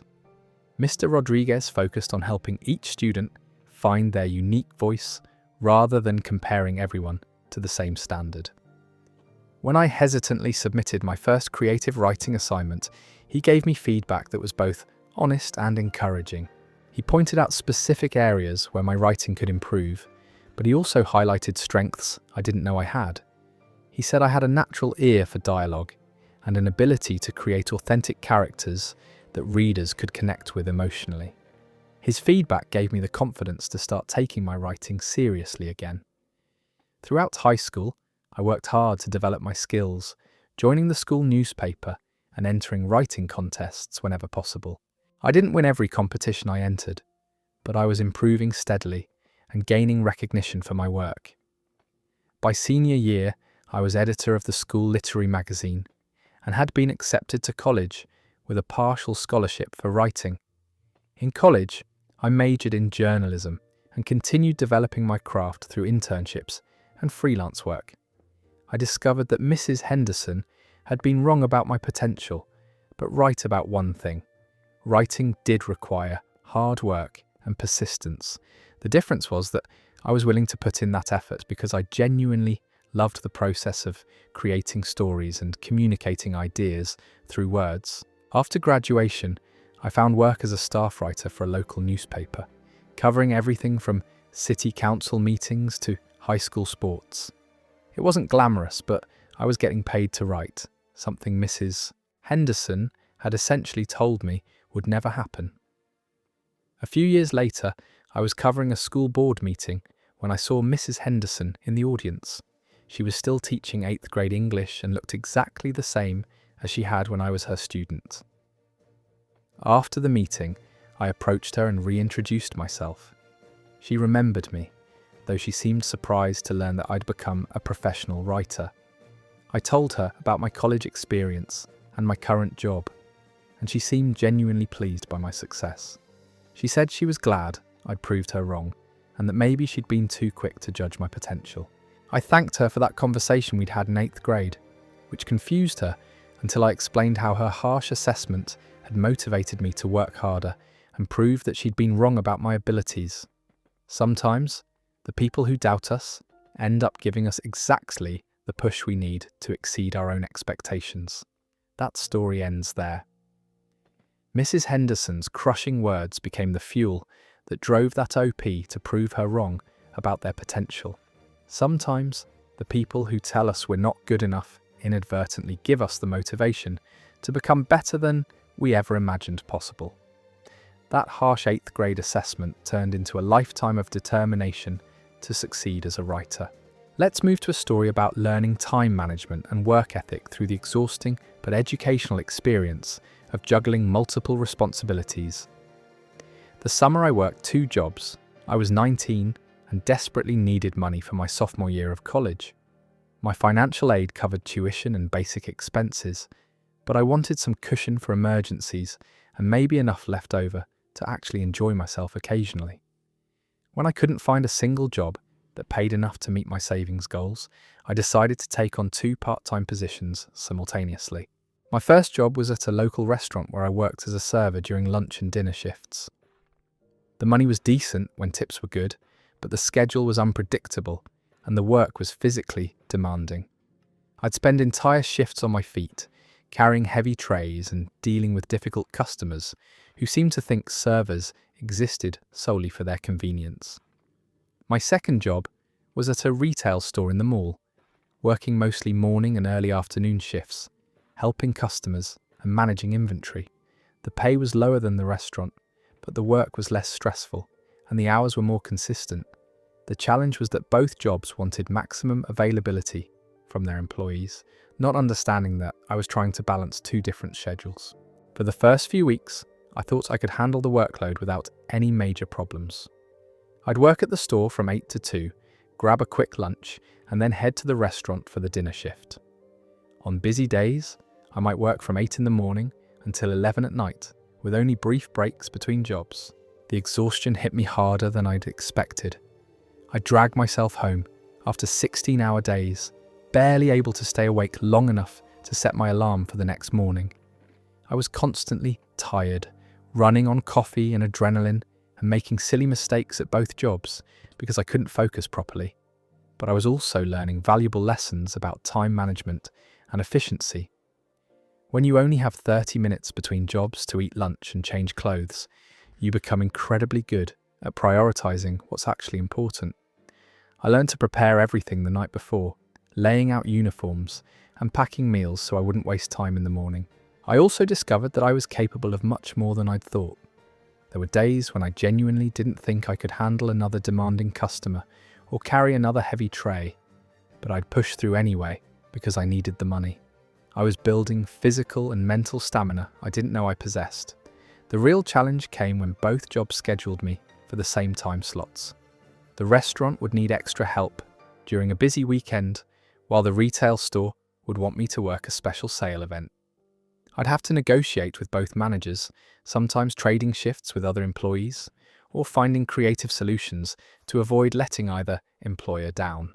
These scheduling conflicts taught me important lessons about communication and problem solving under pressure. I learned to be proactive about potential conflicts, checking both schedules carefully and addressing problems before they became crises. I became skilled at finding win-win solutions that satisfied both employers while protecting my own interests. By midsummer, I'd developed a routine that maximized my earnings while minimizing wasted time and energy. I'd batch similar tasks together, like running all my errands on the same day or doing laundry while meal prepping for the week. Every minute had to count when I was working 60+ hours a week. The money was adding up faster than I'd expected, but so was the physical toll. I was losing weight because I rarely had time to eat proper meals, surviving on granola bars and whatever quick food I could grab between shifts. My social life had completely disappeared since I was working every day of the week and too tired for activities when I wasn't. The breaking point came during a particularly brutal week in July when both jobs had major events happening simultaneously. The restaurant was catering a wedding reception that required all hands on deck, while the retail store was having their biggest sale of the summer. I ended up working 19 days straight without a single day off. By the end of that stretch, I was making mistakes that could have gotten me fired from either job. I served the wrong orders to customers, miscounted inventory at the store, and generally felt like I was moving through fog. I realized I was pushing myself beyond reasonable limits and needed to make some adjustments. I had an honest conversation with both managers about my situation and my need for at least one day off per week. To my surprise, both were understanding and willing to work with me on scheduling. They'd noticed my work quality slipping and were concerned about burnout affecting my performance. The final month of summer was more manageable with proper rest built into my schedule. I still worked long hours and earned good money, but I had enough recovery time to maintain the quality of work both employers expected. I learned that sustainability matters more than maximum effort when you're trying to maintain multiple commitments long term. When I calculated my total earnings at the end of the summer, I'd saved more money than I'd ever had in my life. But more valuable than the money were the skills I'd developed in time management, communication, and pushing through difficult situations when quitting wasn't an option. That summer taught me that I could handle much more responsibility and pressure than I'd thought possible.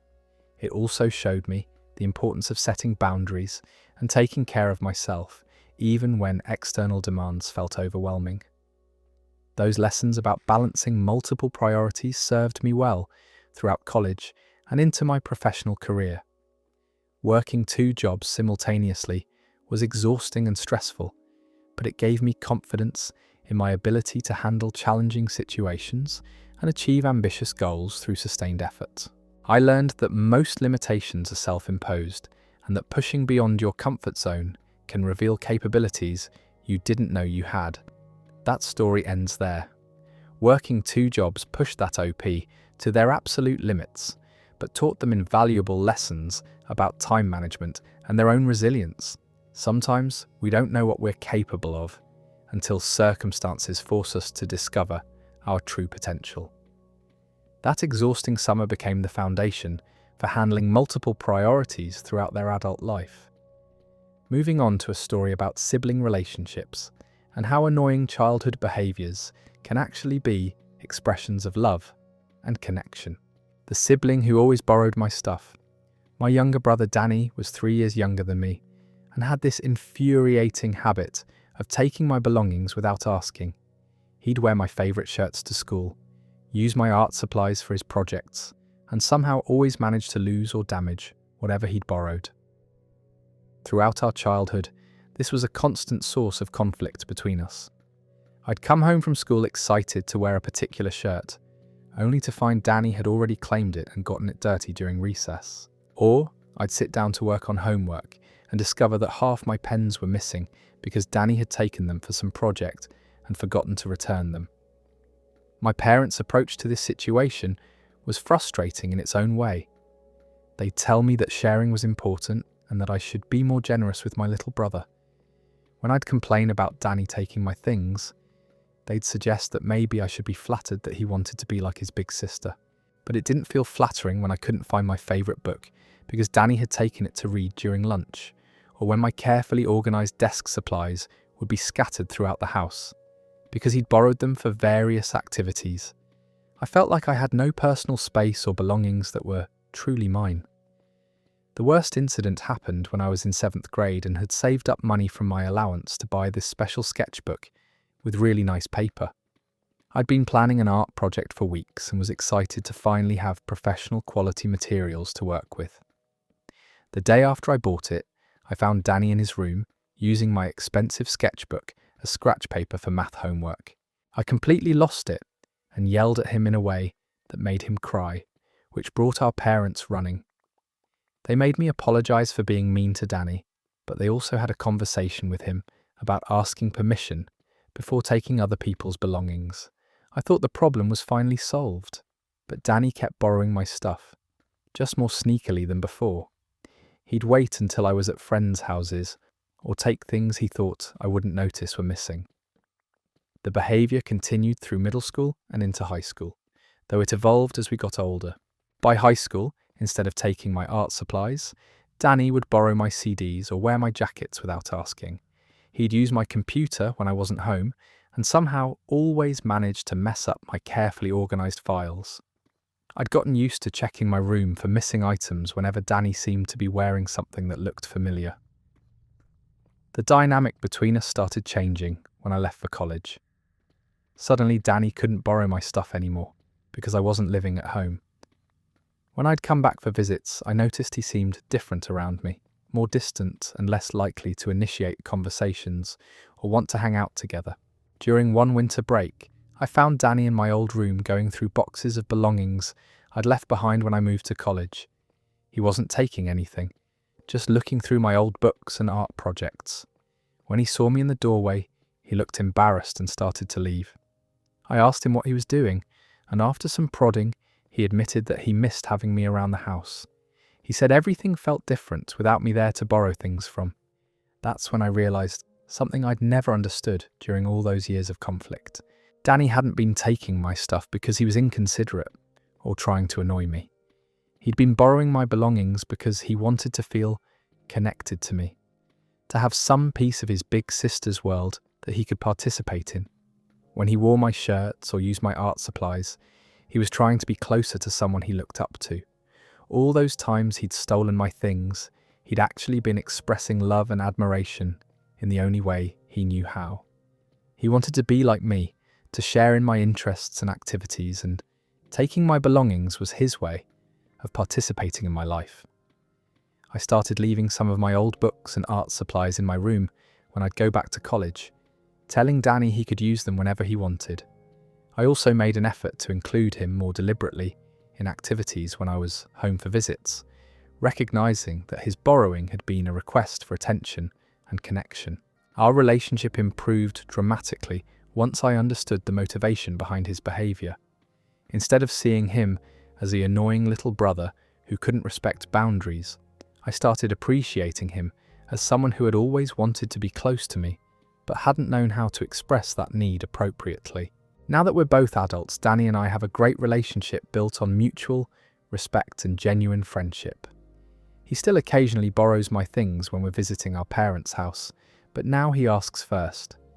And when he does, I usually say yes because I understand that sharing belongings has always been one of the ways we show love for each other.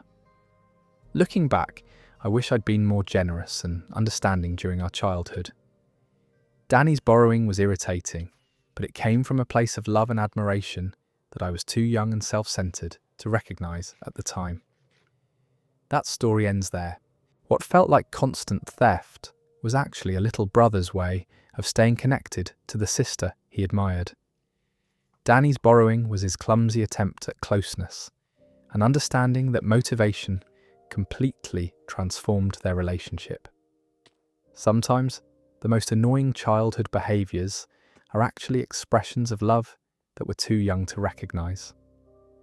Let's move to a story about personal growth and the liberating moment when you finally learn to prioritize your own needs over everyone else's expectations. The day I finally said no. I'd been a people pleaser my entire life, the kind of person who would agree to anything to avoid disappointing others or causing conflict. If someone needed a favor, I'd drop whatever I was doing to help. If friends wanted to make plans that didn't interest me, I'd go along anyway to keep everyone happy. This pattern had been developing since childhood, where I'd learned that being agreeable and helpful earned praise and approval from adults. Teachers loved me because I'd volunteer for extra work. My parents bragged about having such a responsible, accommodating daughter. Friends could always count on me to go along with whatever they wanted to do. But by my mid-20s, this constant agreement was exhausting me. I was spending my weekends helping friends move or attending events I didn't enjoy. I was taking on extra projects at work because I couldn't say no when supervisors asked for volunteers. I was dating people I wasn't really interested in because saying no to second dates felt mean. The breaking point came on a Saturday when I already had plans to spend the day alone, something I rarely allowed myself to do. I'd been looking forward to sleeping in, reading a book I'd been trying to finish for weeks, and just having some quiet time to recharge my social batteries. That morning, my friend Jessica called, asking if I could help her paint her new apartment. She said her other friends had cancelled last minute, and she really needed someone to help her get it done before her furniture arrived on Monday. My immediate instinct was to say yes, even though it meant giving up the peaceful day I'd been planning. I found myself starting to agree when something inside me just rebelled. For the first time in my adult life, I heard myself saying, "I can't help you today, Jessica. I already have plans." The words felt foreign coming out of my mouth, but also strangely liberating. Jessica seemed surprised by my response and pushed a little, asking what plans could be more important than helping a friend in need. The old me would have caved immediately and made up some excuse about why my plans weren't really that important. Instead, I simply repeated that I wasn't available that day. After I hung up the phone, I felt a mixture of guilt and relief that was completely new to me. I felt bad about disappointing Jessica, but I also felt proud of myself for protecting my own time and energy. For once, I was prioritizing my own needs over someone else's expectations. I spent that Saturday exactly as I'd planned, reading my book and enjoying the rare luxury of having no obligations to anyone else.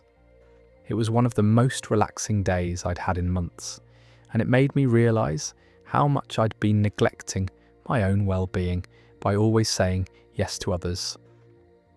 The next week, I had another opportunity to practice setting boundaries when my boss asked if I could work late to help finish a project that wasn't my responsibility.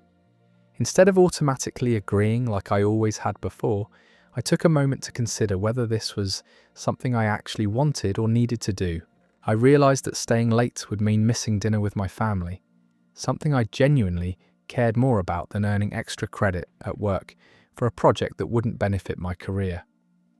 I told my boss I had prior commitments, but would be happy to help find alternative solutions during regular work hours. Each time I said no to something I didn't want to do, it became slightly easier to do it again.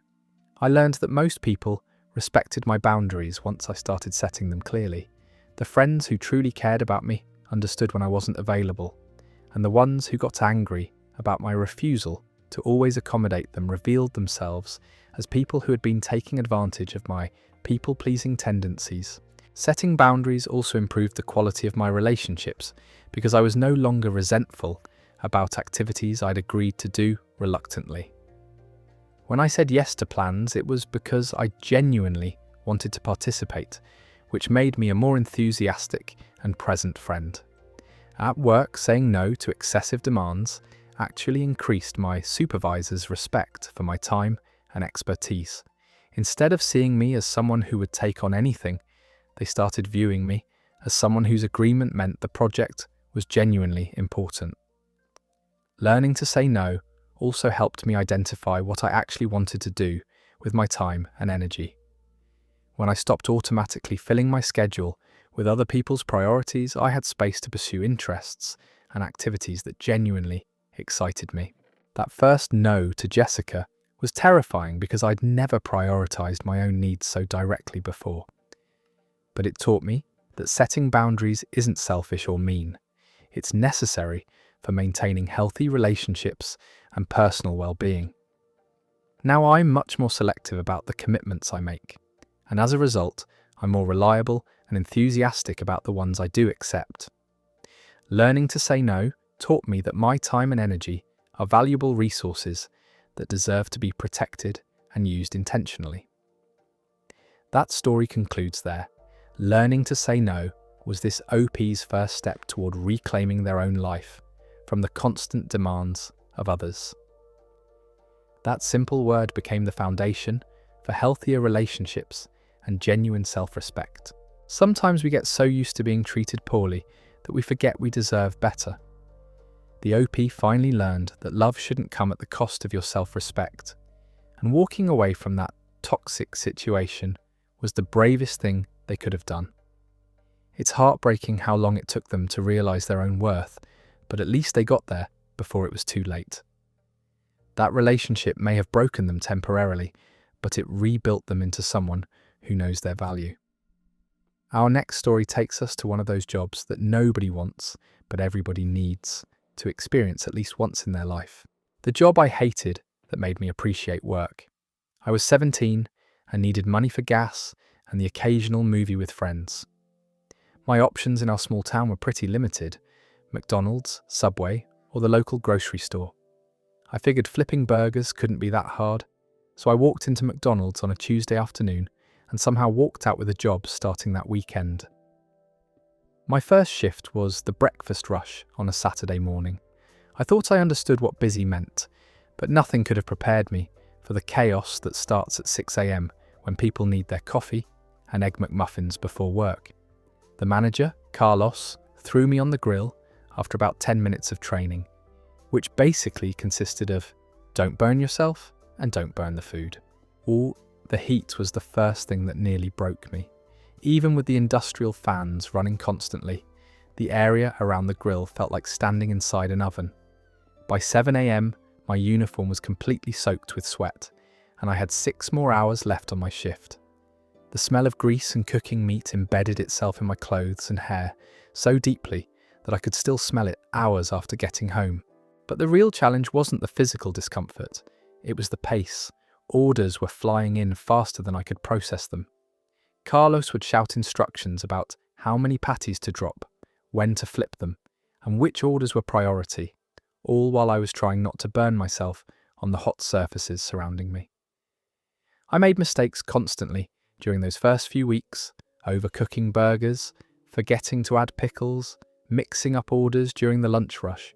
The customers were a whole other education. There was the businessman who came through drive-through every morning at exactly 7:23 a.m. and wanted his coffee made perfectly, or he'd make the entire staff start over. The soccer mum who would order 10 different meals with specific modifications for her kids, then act like we were incompetent when it took more than 3 minutes to prepare. The teenager who would pay for a $5 meal, entirely in quarters and dimes, while a line of cars waited behind him. But there were also the regulars who made the job bearable. The elderly man who came in every Tuesday and Thursday, always ordered the same fish sandwich, and would tell us stories about his grandchildren. The construction worker who would leave dollar tips even though we weren't supposed to accept them, saying he remembered what it was like to work for minimum wage. The single mum who would bring her 2 kids in for Happy Meals every Friday night as their weekly treat, and always said thank you like we'd done something special for her family. Carlos taught me things about work that I didn't expect to learn from a fast food job. He showed me that every task, no matter how simple it seemed, required skill and attention to detail. Cooking burgers consistently meant understanding timing and temperature. Taking orders accurately meant listening carefully and asking the right questions. Managing the lunch rush meant anticipating problems and working as part of a team where everyone's performance affected everyone else. The hardest lesson was learning to keep working when I was exhausted, frustrated, or dealing with difficult people. There were days when I wanted to walk out during my shift, especially when customers were particularly rude or when we were short-staffed and everyone was stressed. But Carlos would remind me that showing up and doing your job well, even when it's hard, is what separates reliable employees from people who don't last. I also learned about money in ways I'd never understood before. Every dollar I earned represented time spent in that hot kitchen, dealing with difficult customers and pushing through exhaustion. When I wanted to buy something, I'd calculate how many hours of work it represented. A $20 shirt meant almost 3 hours of taking orders and cleaning tables. That perspective made me much more thoughtful about spending money I'd earned through real effort. The job taught me to respect service workers in ways I'd never considered before. I started noticing how hard restaurant employees worked, how much skill it took to manage multiple tasks under pressure, and how much patience was required to deal with the public all day. I began tipping better and treating workers with more consideration because I understood what they were going through. By the end of the summer, I'd developed skills I didn't know I was learning. I could multitask under pressure, stay calm when people were yelling at me, and work efficiently as part of a team.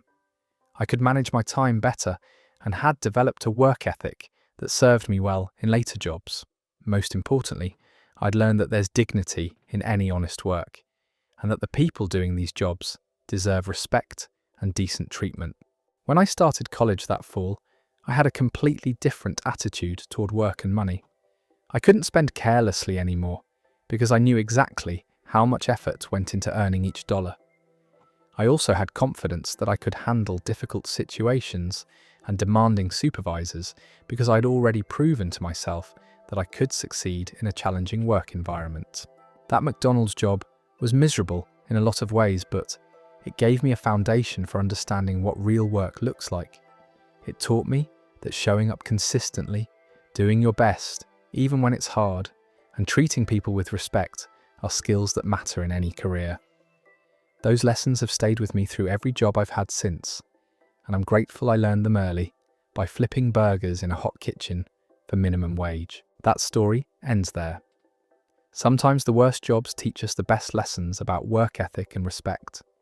That OP learned more about real life from 3 months behind a McDonald's grill than most people learn in years of easier positions. There's something to be said for jobs that force you to develop character under pressure, even when you hate every minute of it. Moving on to a story about failure and how sometimes embarrassing ourselves is exactly what we need to actually improve. The time I failed my driving test, I was 16 and absolutely convinced that I was going to pass my driving test on the first try. I'd been practicing with my dad for months. I knew all the rules of the road by heart, and I'd watched enough YouTube videos about parallel parking to consider myself an expert. All my friends had passed on their first attempt, so naturally I would too. The night before my test, I could barely sleep.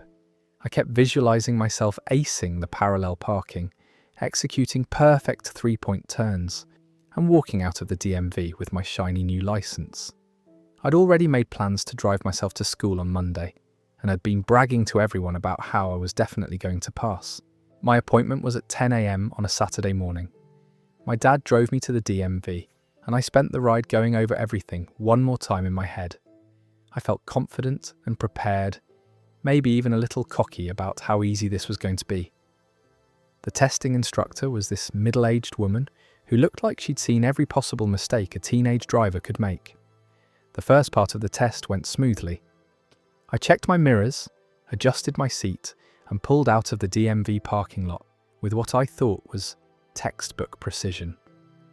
We drove through a residential neighbourhood where I carefully observed every speed limit, came to complete stops at stop signs, and signalled well in advance of every turn. Then came the parallel parking portion, and everything fell apart. The space looked smaller than the ones I'd practiced in, and there was actual traffic waiting behind me while I attempted to manoeuvre into the spot. I lined up next to the front car like I'd been taught, put the car in reverse, and immediately knew something was wrong. Instead of sliding smoothly into the space, I was at completely the wrong angle. I tried to correct it while still backing up, which only made things worse. I ended up with the back of the car sticking out into traffic and the front bumper about 6 inches from the car in front of me. The instructor calmly told me to pull forward and try again. My second attempt was even worse. I overcorrected from my first mistake and ended up too close to the curb, with the car sitting diagonally across the parking space. By this point, there were 3 cars waiting behind me, and I could feel my face getting red with embarrassment. The instructor finally told me to just pull forward and continue with the test. The rest of the test was a disaster because I was so flustered from the parallel parking failure. I rolled through a stop sign without realising it, forgot to check my blind spot during a lane change, and took a turn too fast in the DMV parking lot.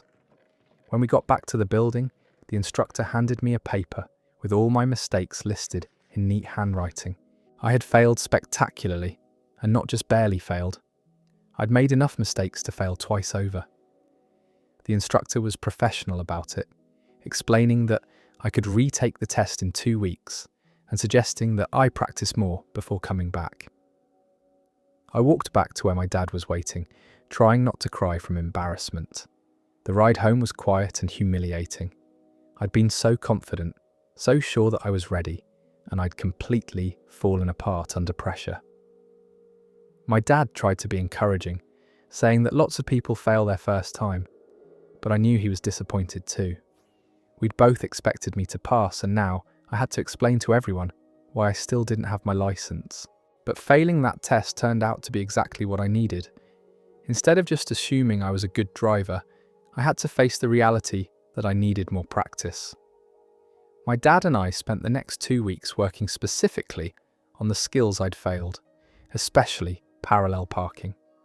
We found empty parking lots and practiced the manoeuvre over and over until I could do it perfectly every time.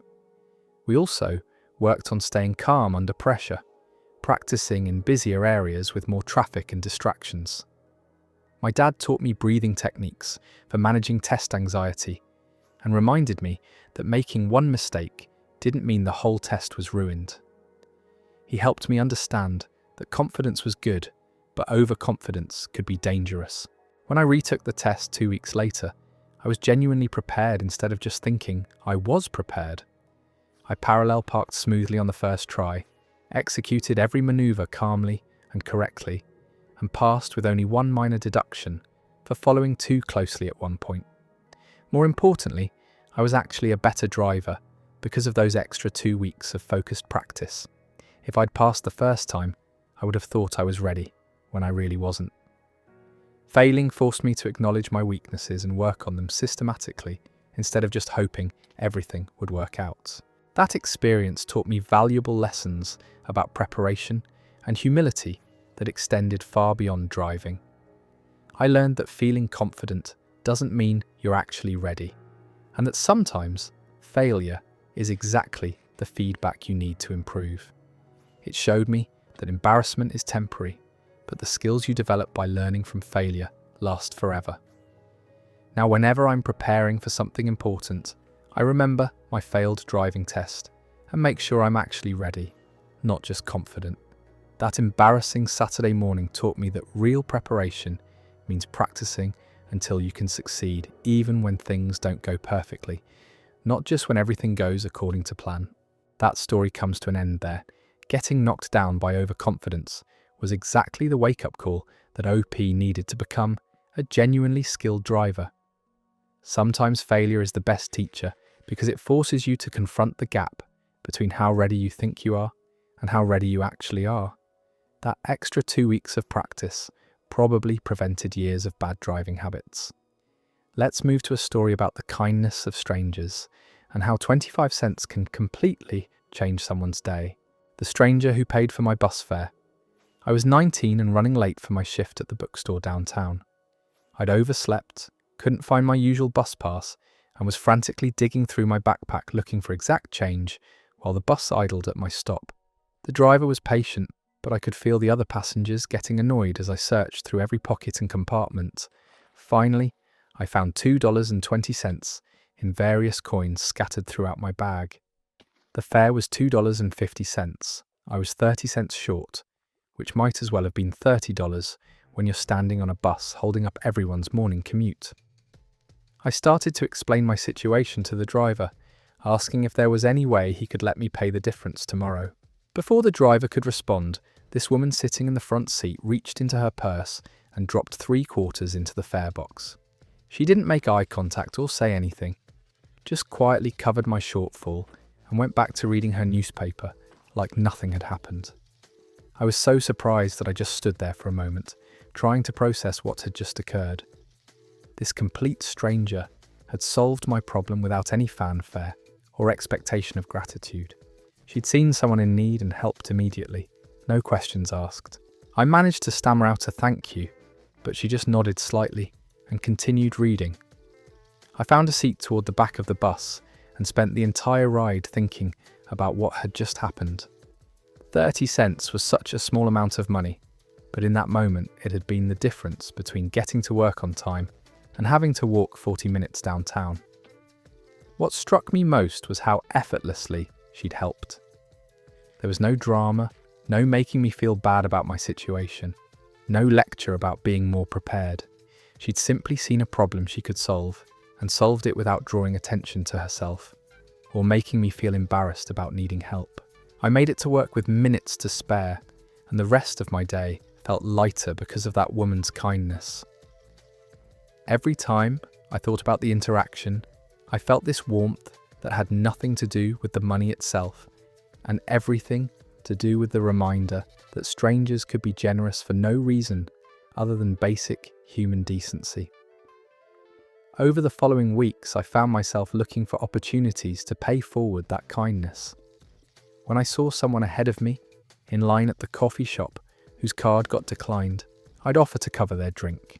If tourists looked confused about bus routes, I'd give them directions and sometimes even ride an extra stop to make sure they got where they needed to go. None of these gestures cost me much, just like those 3 quarters hadn't cost the woman much. But I remembered how much her help had meant to me, and I hoped my small acts of kindness might have the same impact on other people's days. The experience taught me that helping others doesn't require grand gestures or significant sacrifice. Sometimes the most meaningful assistance is quiet and immediate, addressing someone's immediate need without making them feel worse about their situation. That woman showed me how to help gracefully, without turning charity into a performance or making the recipient feel indebted. Years later, I still carry extra change in my pocket specifically for moments like that one. I've paid bus fares for students who came up short, covered parking meters that were about to expire, and helped countless people with small amounts they needed for various purchases. Each time I remember that woman with her newspaper and try to help with the same quiet efficiency she demonstrated. That 30 cents taught me more about generosity than any grand gesture ever could. It showed me that kindness doesn't have to be complicated or expensive. It just has to be genuine and immediate. Sometimes the smallest acts of help create the biggest impact because they restore someone's faith in human decency exactly when they need it most. That story ends there. 25 cents and a moment of grace from a stranger became a lifetime lesson in quiet generosity. The OP learned that the best kind of help doesn't draw attention to itself. It just solves the problem and moves on. Sometimes the most powerful kindness is the kind that asks for nothing in return, not even recognition. Our next story takes us into family dynamics and how the fights that hurt us most can sometimes lead us to the deepest understanding. The argument with my sister that made us closer. Emma and I had been best friends our entire lives, despite being 3 years apart in age. We shared clothes, secrets, and inside jokes that could make us laugh until our sides hurt. Growing up, people always said we were lucky to have such a close relationship with our sibling, and we genuinely felt that way too. The fight started over something that seems ridiculous now, but felt earth-shattering at the time. Our grandmother had passed away and left behind this beautiful vintage necklace that both Emma and I had always admired. The will said it should go to the granddaughters, but didn't specify which one of us should get it. Emma, being older, felt like she had the natural claim to it. I felt like since I'd been the one visiting our grandmother every weekend during her final months, helping with groceries and keeping her company, I'd earned it through my dedication. Neither of us wanted to share it or take turns wearing it. We both wanted it to be ours completely. What started as a reasonable discussion quickly escalated into accusations and hurt feelings. Emma said I was being selfish, and that age should determine who got family heirlooms. I accused her of feeling entitled to everything just because she was born first, and brought up years of resentment about times when I felt she'd gotten preferential treatment from our parents. The argument got uglier as we both said things we'd been holding back for years. Emma told me I was immature and always played the victim when I didn't get my way. I told her she was spoiled and had never had to work for anything in her life. We dug up old grievances and threw them at each other like weapons, each trying to prove why we deserved the necklace more. Our parents tried to mediate, but we were both too angry and hurt to listen to reason.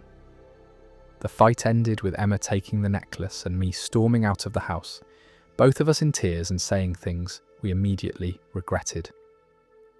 I didn't speak to her for the next 3 months, which was the longest we'd ever gone without talking. During those months of silence, I missed Emma constantly, but was too proud and stubborn to reach out. I'd see something funny and instinctively want to text it to her, then remember we weren't speaking. Family gatherings were awkward and tense, with both of us trying to act normal while obviously avoiding each other. The turning point came when Emma's boyfriend unexpectedly broke up with her right before Christmas. She'd been planning to spend the holidays with his family, and suddenly she was alone and heartbroken during what was supposed to be a happy time. Despite our fight, my first instinct was to call her and offer support. When I heard her crying on the phone, all of our argument about the necklace seemed petty and unimportant compared to my sister's genuine pain. I drove to her apartment that night with ice cream and tissues, and we talked until sunrise about her breakup, our fight, and how much we'd missed each other.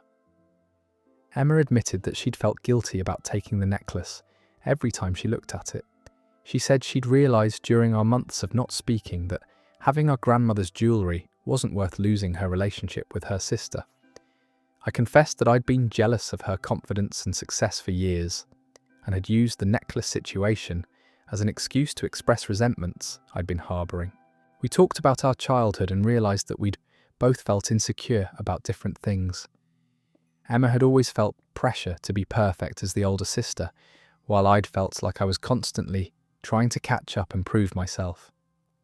Neither of us had understood what the other was going through because we'd been too focused on our own struggles.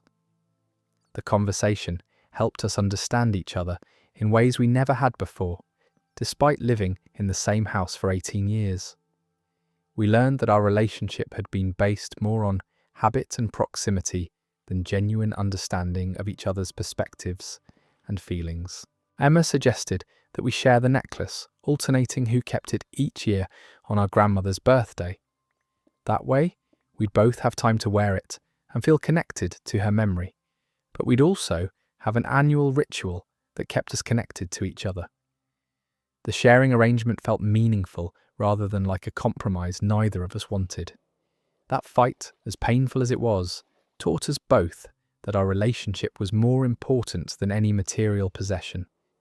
It forced us to confront issues we'd been avoiding and to really listen to each other's feelings instead of just defending our own positions.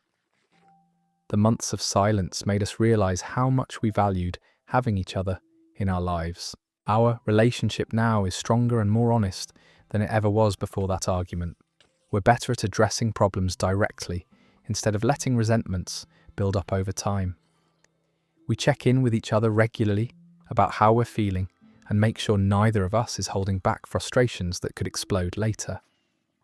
The necklace still gets passed between us every year, but it's no longer about ownership. It's become a symbol of our renewed commitment to putting our relationship first and our willingness to share the things that matter most. That fight almost destroyed our sisterhood, but working through it taught us how to be better sisters to each other. That story comes to an end there. Sometimes the fights that threaten to destroy relationships end up strengthening them in ways neither person could have imagined. Emma and the OP learned that being sisters meant more than sharing blood or childhood memories. It meant choosing each other again after experiencing real conflict. That necklace became a symbol of forgiveness rather than the prize they'd originally fought over. Moving on to a story about learning through failure and how the kitchen can be one of the most humbling classrooms you'll ever encounter. The summer I learned to cook. I was 20 years old and moving into my first apartment with two roommates who both knew their way around a kitchen. Jake could make perfect pasta from scratch, and Sarah baked bread that smelled like heaven. I, on the other hand, had lived on dining hall food and my mum's cooking my entire life. My culinary skills were limited to making sandwiches, heating up frozen meals, and scrambling eggs when I was feeling ambitious. I'd never paid attention when my mum tried to teach me basic cooking techniques, assuming I'd figure it out eventually when I needed to. That summer, I realised eventually had arrived and I was completely unprepared. The first week in our new place, we decided to take turns cooking dinner for everyone as a way to save money and bond as roommates. Jake went first and made this incredible chicken marsala that tasted like something from a fancy restaurant. Sarah followed with homemade pizza that put delivery places to shame. Then it was my turn, and I decided to attempt something that seemed foolproof: spaghetti with meat sauce. I figured even I couldn't mess up boiling pasta and browning ground beef. I was spectacularly wrong about that assumption. Somehow I managed to burn the meat while leaving parts of it completely raw, which I didn't even know was physically possible. The pasta turned into a sticky, clumpy mess because I didn't use enough water and forgot to stir it. The jarred sauce I'd bought tasted like sweetened ketchup, and I'd added so much salt trying to improve it that the whole dish was basically inedible.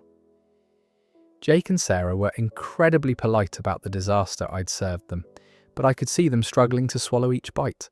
We ended up ordering pizza that night, and I felt like a complete failure as an adult human being. How had I made it to age 20 without learning to feed myself properly?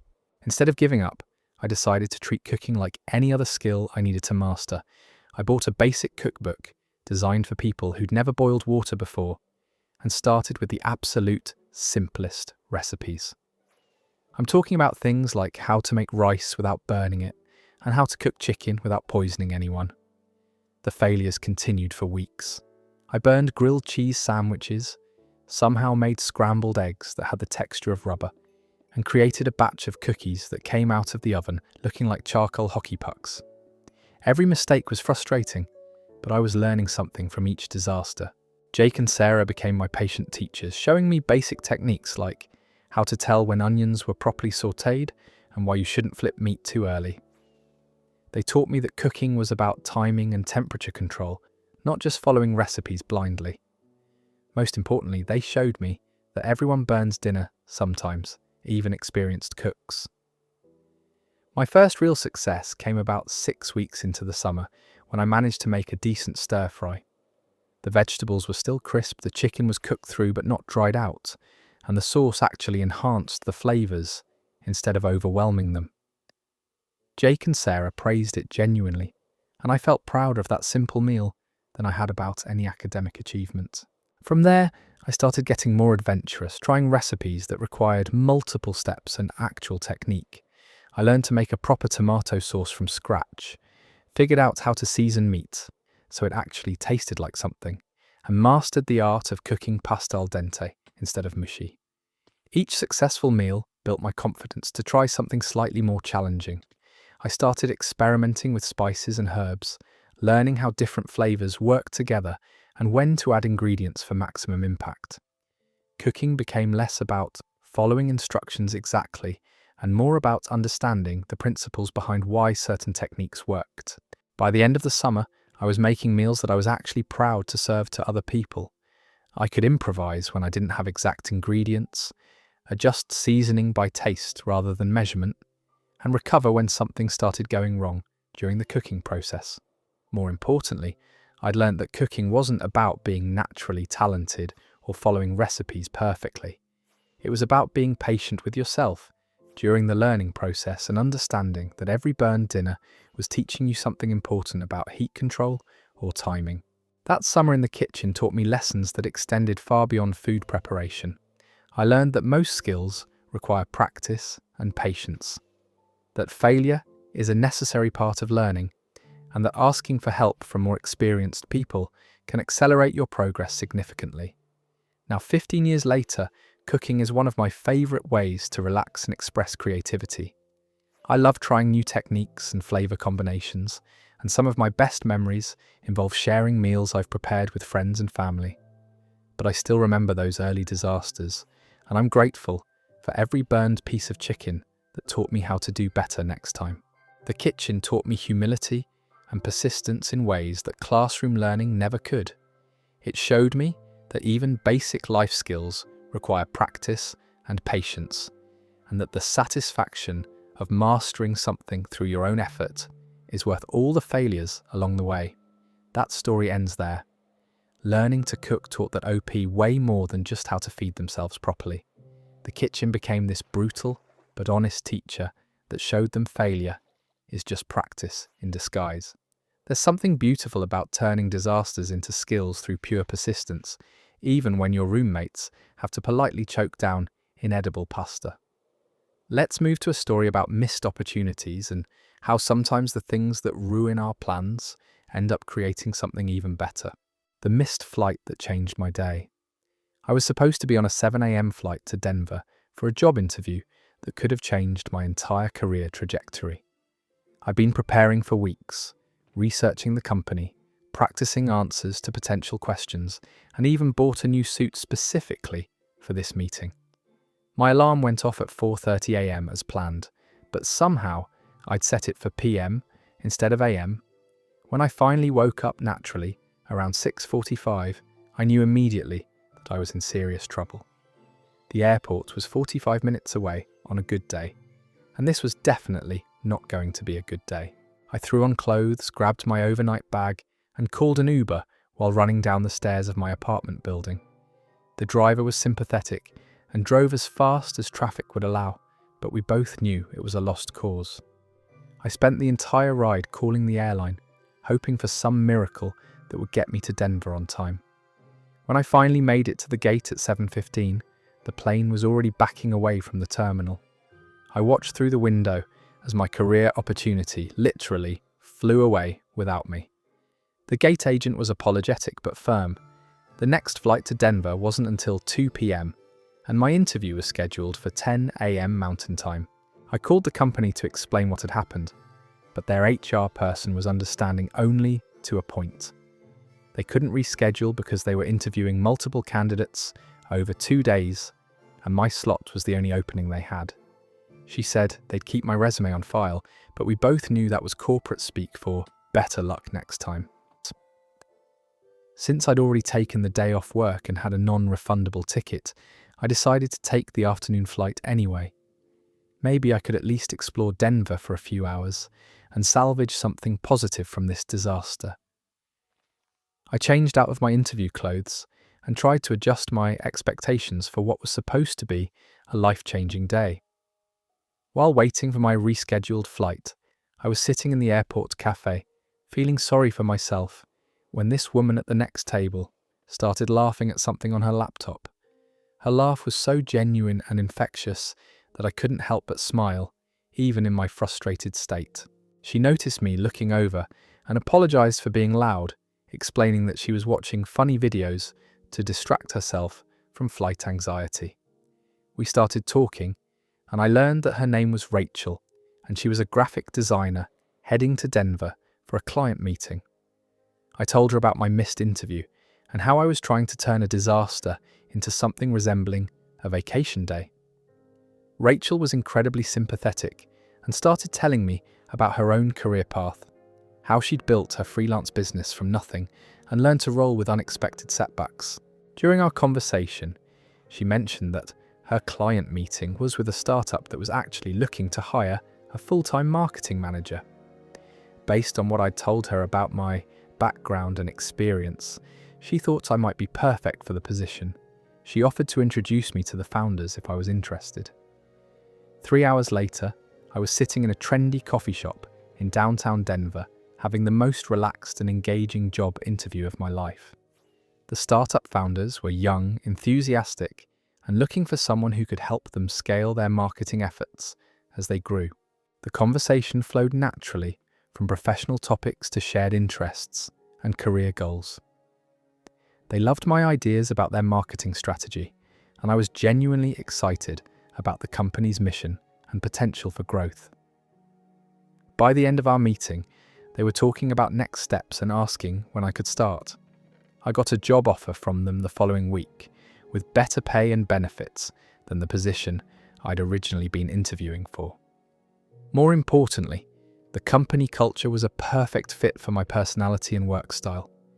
The role allowed me to be creative and entrepreneurial in ways that a corporate position never would have. But the best part of missing that flight wasn't even getting the job. Rachel and I stayed in touch after that day, and she became one of my closest friends and most trusted professional mentors. She's helped me navigate career decisions, introduced me to other freelancers in her network, and taught me to see setbacks as opportunities for redirection rather than failures. We still laugh about how my inability to set an alarm properly led to both a great job and a lifelong friendship. If I'd made that original flight, I probably would have gotten the corporate position I thought I wanted, but I never would have met Rachel or discovered the startup that ended up being perfect for my career goals. That missed flight taught me that sometimes our plans need to fall apart so better opportunities can find us. It showed me the importance of staying open to unexpected possibilities, even when everything seems to be going wrong. Most importantly, it proved that the connections we make during difficult moments often turn out to be the most meaningful ones. Now, whenever my carefully planned schedules get disrupted, I try to remember that day in the airport cafe. Instead of panicking about what I'm missing, I look for what might be waiting for me instead. Some of my best opportunities have come from moments when my original plans completely fell apart. That story wraps up there. Missing that flight turned into the kind of plot twist that makes you believe in fate just a little bit. Rachel showing up at exactly the right moment with exactly the right connection feels like something out of a movie, but sometimes real life writes better scripts than fiction. The OP learned that disasters and opportunities often look identical until you get some distance from them. Moving on to a story about the power of belief and how one person's faith in your potential can completely change your trajectory. The teacher who believed in me. I was failing 3 classes and had basically given up on school by the time I ended up in Mr. Rodriguez's remedial math class junior year. This wasn't where ambitious students went. This was where kids like me landed when the regular curriculum had chewed them up and spit them out. I'd convinced myself that I was just naturally bad at academics, that some people were born smart and others weren't, and I clearly fell into the second category. My test scores were consistently terrible. I couldn't focus during lectures, and homework felt like trying to read a foreign language. Everyone seemed to grasp concepts that remained completely mysterious to me. Mr. Rodriguez was different from every other teacher I'd encountered. Instead of diving straight into equations and formulas, he started by asking each of us about our experiences with math and why we thought we were struggling. When my turn came, I mumbled something about not having a math brain and being naturally stupid at numbers. He looked directly at me and said something that stopped me cold. I don't believe in math brains. I believe in math confidence, and confidence can be built with the right approach and enough practice. He said it like he was stating a simple fact, not trying to make me feel better or boost my self-esteem. Over the next few weeks, Mr. Rodriguez worked with me individually to figure out where my understanding had broken down.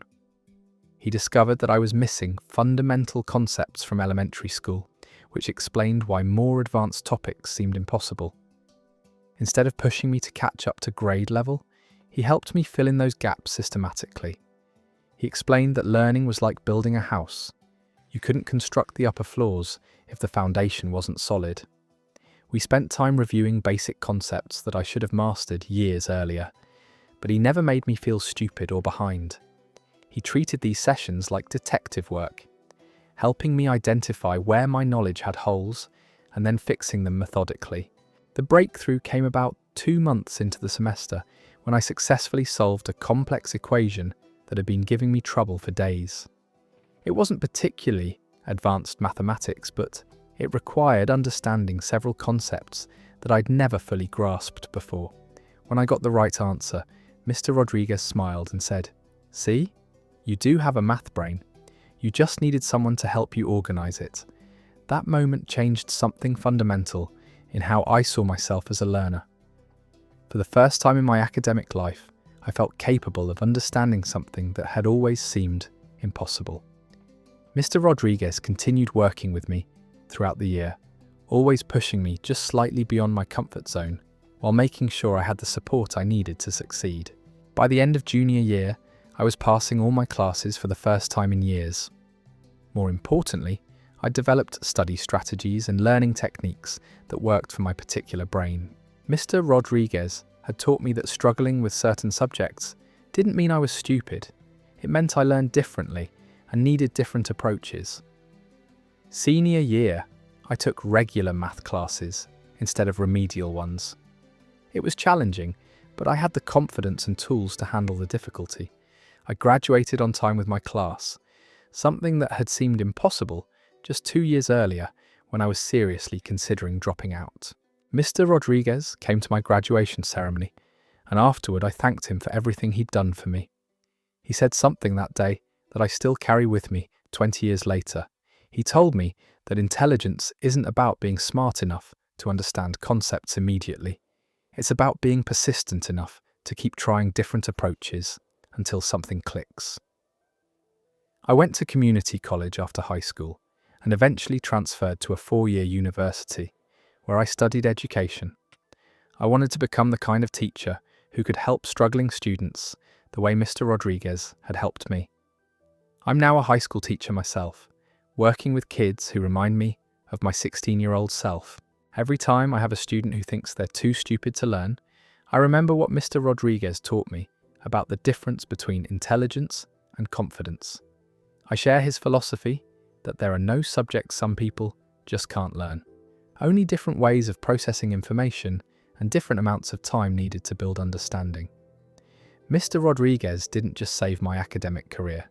He taught me that one person believing in your potential can completely change your perception of what you're capable of achieving. That lesson has influenced every aspect of my life, not just my education, but my relationships, career, and approach to challenges in general. The most important thing he taught me wasn't mathematics. It was that labels like smart and stupid are often just excuses for not finding the right teaching approach.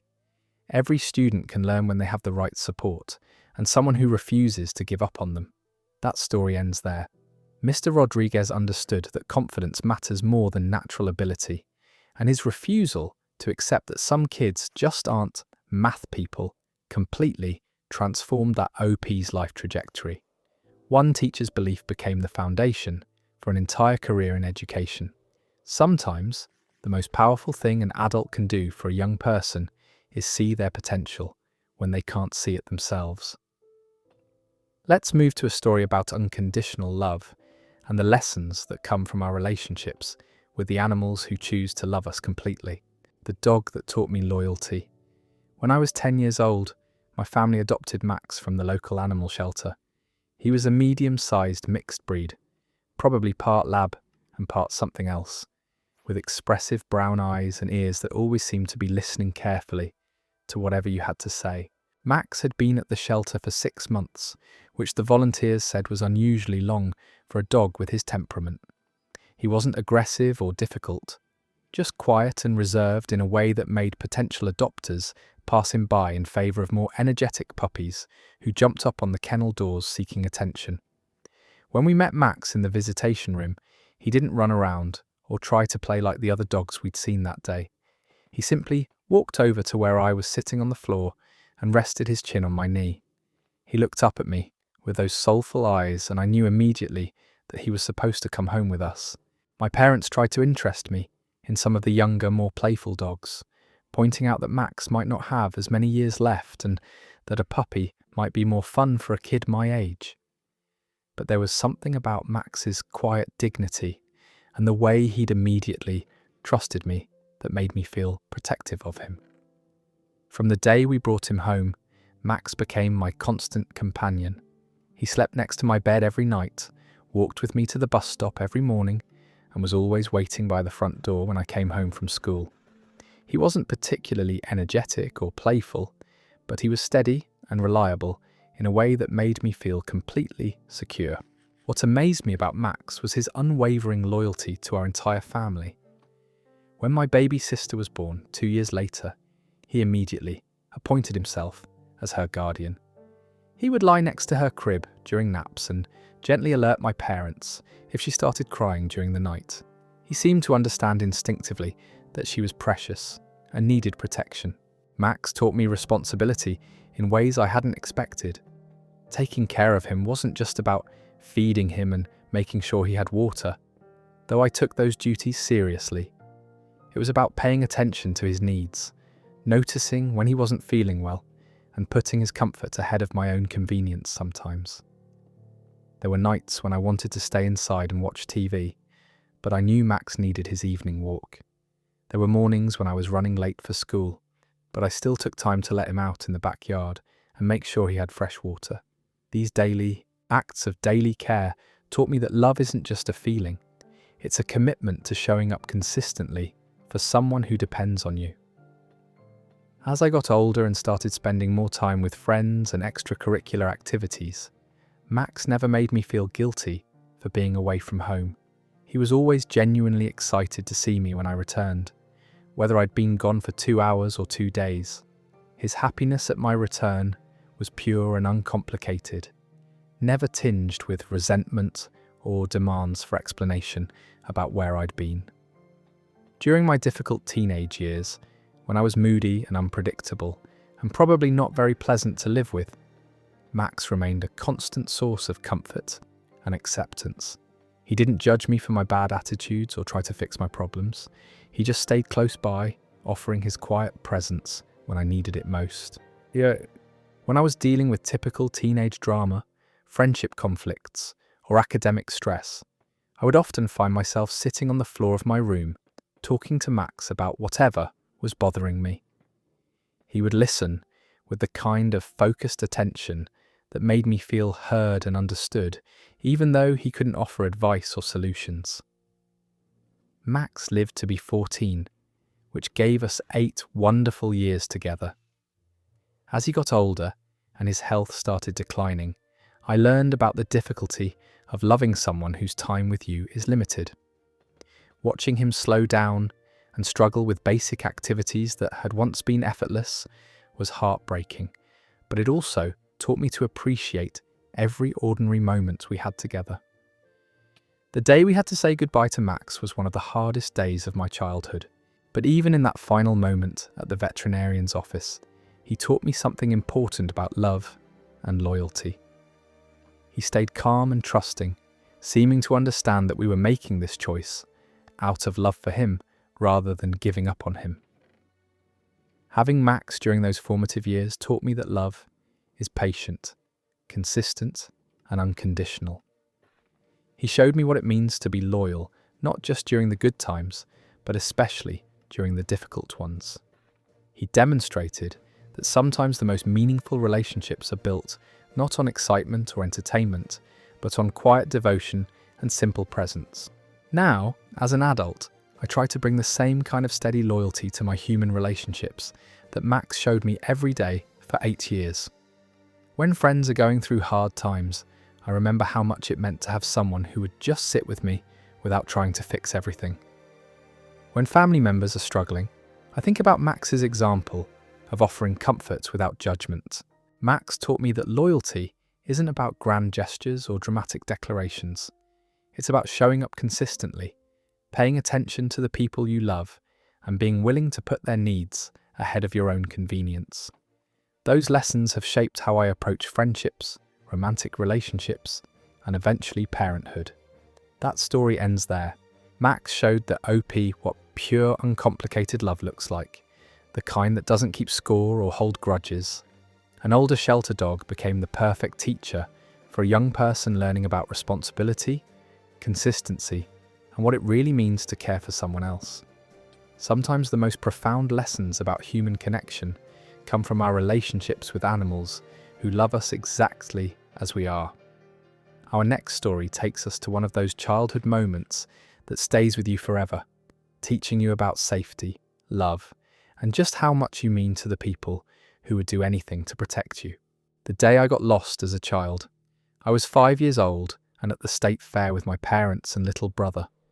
It was one of those perfect family outings that I'd been looking forward to for weeks. The fair had everything a kid could want: carnival rides, games with giant stuffed animal prizes, and more cotton candy than I could eat in a lifetime. We'd spent the afternoon going on rides and playing games, and I was carrying a huge stuffed elephant I'd won at the ring toss. My little brother was getting tired and cranky, so my parents decided we should head toward the exit and call it a day. I was disappointed because I hadn't gotten to go on the Ferris wheel yet, but I understood that we needed to leave before my brother had a complete meltdown. As we were walking through the crowded midway toward the parking area, something caught my eye at one of the game booths. There was this incredible remote control helicopter that looked exactly like the one I'd been begging my parents to buy me for months. The man running the booth was demonstrating how it worked, making it hover and spin in the air above the crowd. I stopped to watch, completely mesmerized by this helicopter. I was only planning to look for a minute, but the demonstration was so fascinating that I lost track of time. When I finally turned around to catch up with my family, they were nowhere to be seen. At first, I wasn't too concerned. The fair was crowded, and I figured they were just a few steps ahead of me, maybe blocked by other people.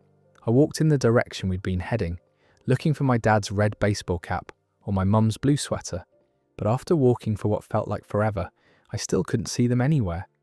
That's when the panic started to set in.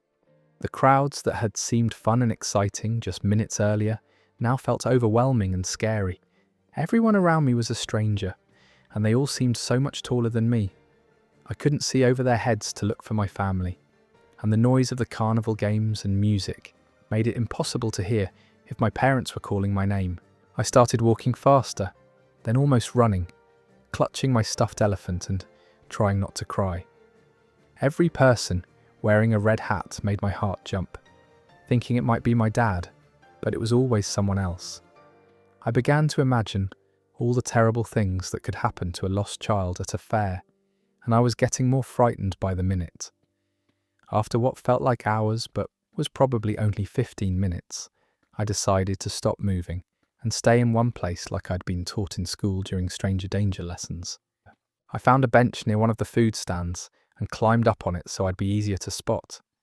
I was crying by this point, but trying to be brave and remember what my parents had always told me about what to do if I got separated from them. A kind woman who was working at the nearby funnel cake stand noticed me sitting alone and crying. She came over and asked if I was lost, and when I nodded, she told me she was going to help me find my family. She walked me over to the security booth near the main entrance, holding my hand and talking to me in a calm, reassuring voice. The security guard was this friendly older man who asked me my name and what my parents looked like. He got on his radio and started describing me to other security personnel around the fair. Then he asked if I wanted to make an announcement over the loudspeaker system to let my parents know where I was. Hearing my own voice echoing across the entire fairgrounds was both scary and exciting. I said, "Mommy and Daddy, this is Emma. I'm at the security booth by the front gate with Officer Jim. Please come find me." My voice sounded so small over that big speaker system, but I hoped my parents would hear it wherever they were. Within minutes, I could see my dad running toward the security booth, moving faster than I'd ever seen him run before. My mum was right behind him, and when they reached me, they both grabbed me in the biggest, tightest hug of my life. My mum was crying almost as hard as I was, and my dad kept saying, "We're so sorry, sweetheart. We're so sorry we lost you." They explained that they'd been looking for me frantically for the past 20 minutes. When they realised I wasn't with them, they'd split up to cover more ground, with my dad searching the midway while my mum stayed near the car in case I made my way to the parking lot. They'd been terrified and were about to ask for help from security when they heard my announcement over the speaker. The ride home was quiet except for my parents occasionally asking if I was okay and reminding me how much they loved me. My little brother had fallen asleep in his car seat, completely unaware of the drama that had unfolded. I sat in the back clutching my stuffed elephant, feeling simultaneously exhausted and incredibly safe. That night, as my mum was tucking me into bed, she talked to me about what had happened and how scared she and my dad had been when they couldn't find me. She explained that sometimes parents make mistakes too, and that they should have been more careful to make sure I was keeping up with them in the crowded fair. But what struck me most was how my mum described the feeling of not knowing where I was. She said it was the worst feeling she'd ever experienced, that all she could think about was making sure I was safe and getting me back in her arms. She told me that being my mum was the most important job she'd ever have, and that protecting me and my brother was her top priority in life. That experience taught me something profound about how much my parents loved me. I'd always known they cared about me, but seeing their panic and relief when they found me showed me the depth of that love in a way I'd never understood before. It made me realise that I wasn't just a kid they were responsible for, I was someone whose safety and well-being was central to their happiness. Getting lost also taught me important lessons about staying calm in scary situations and asking for help when I needed it. The security guard and the woman from the funnel cake stand showed me that most people are kind and want to help children who are in trouble. Learning to trust appropriate adults in emergency situations became an important life skill. From that day forward, my parents were much more vigilant about keeping track of me and my brother in crowded places. We developed a system where I had to check in with them every few minutes, and they made sure I knew our phone number and address in case I ever got separated from them again. But more than the practical safety lessons, that day taught me about the fierce protective love that parents have for their children.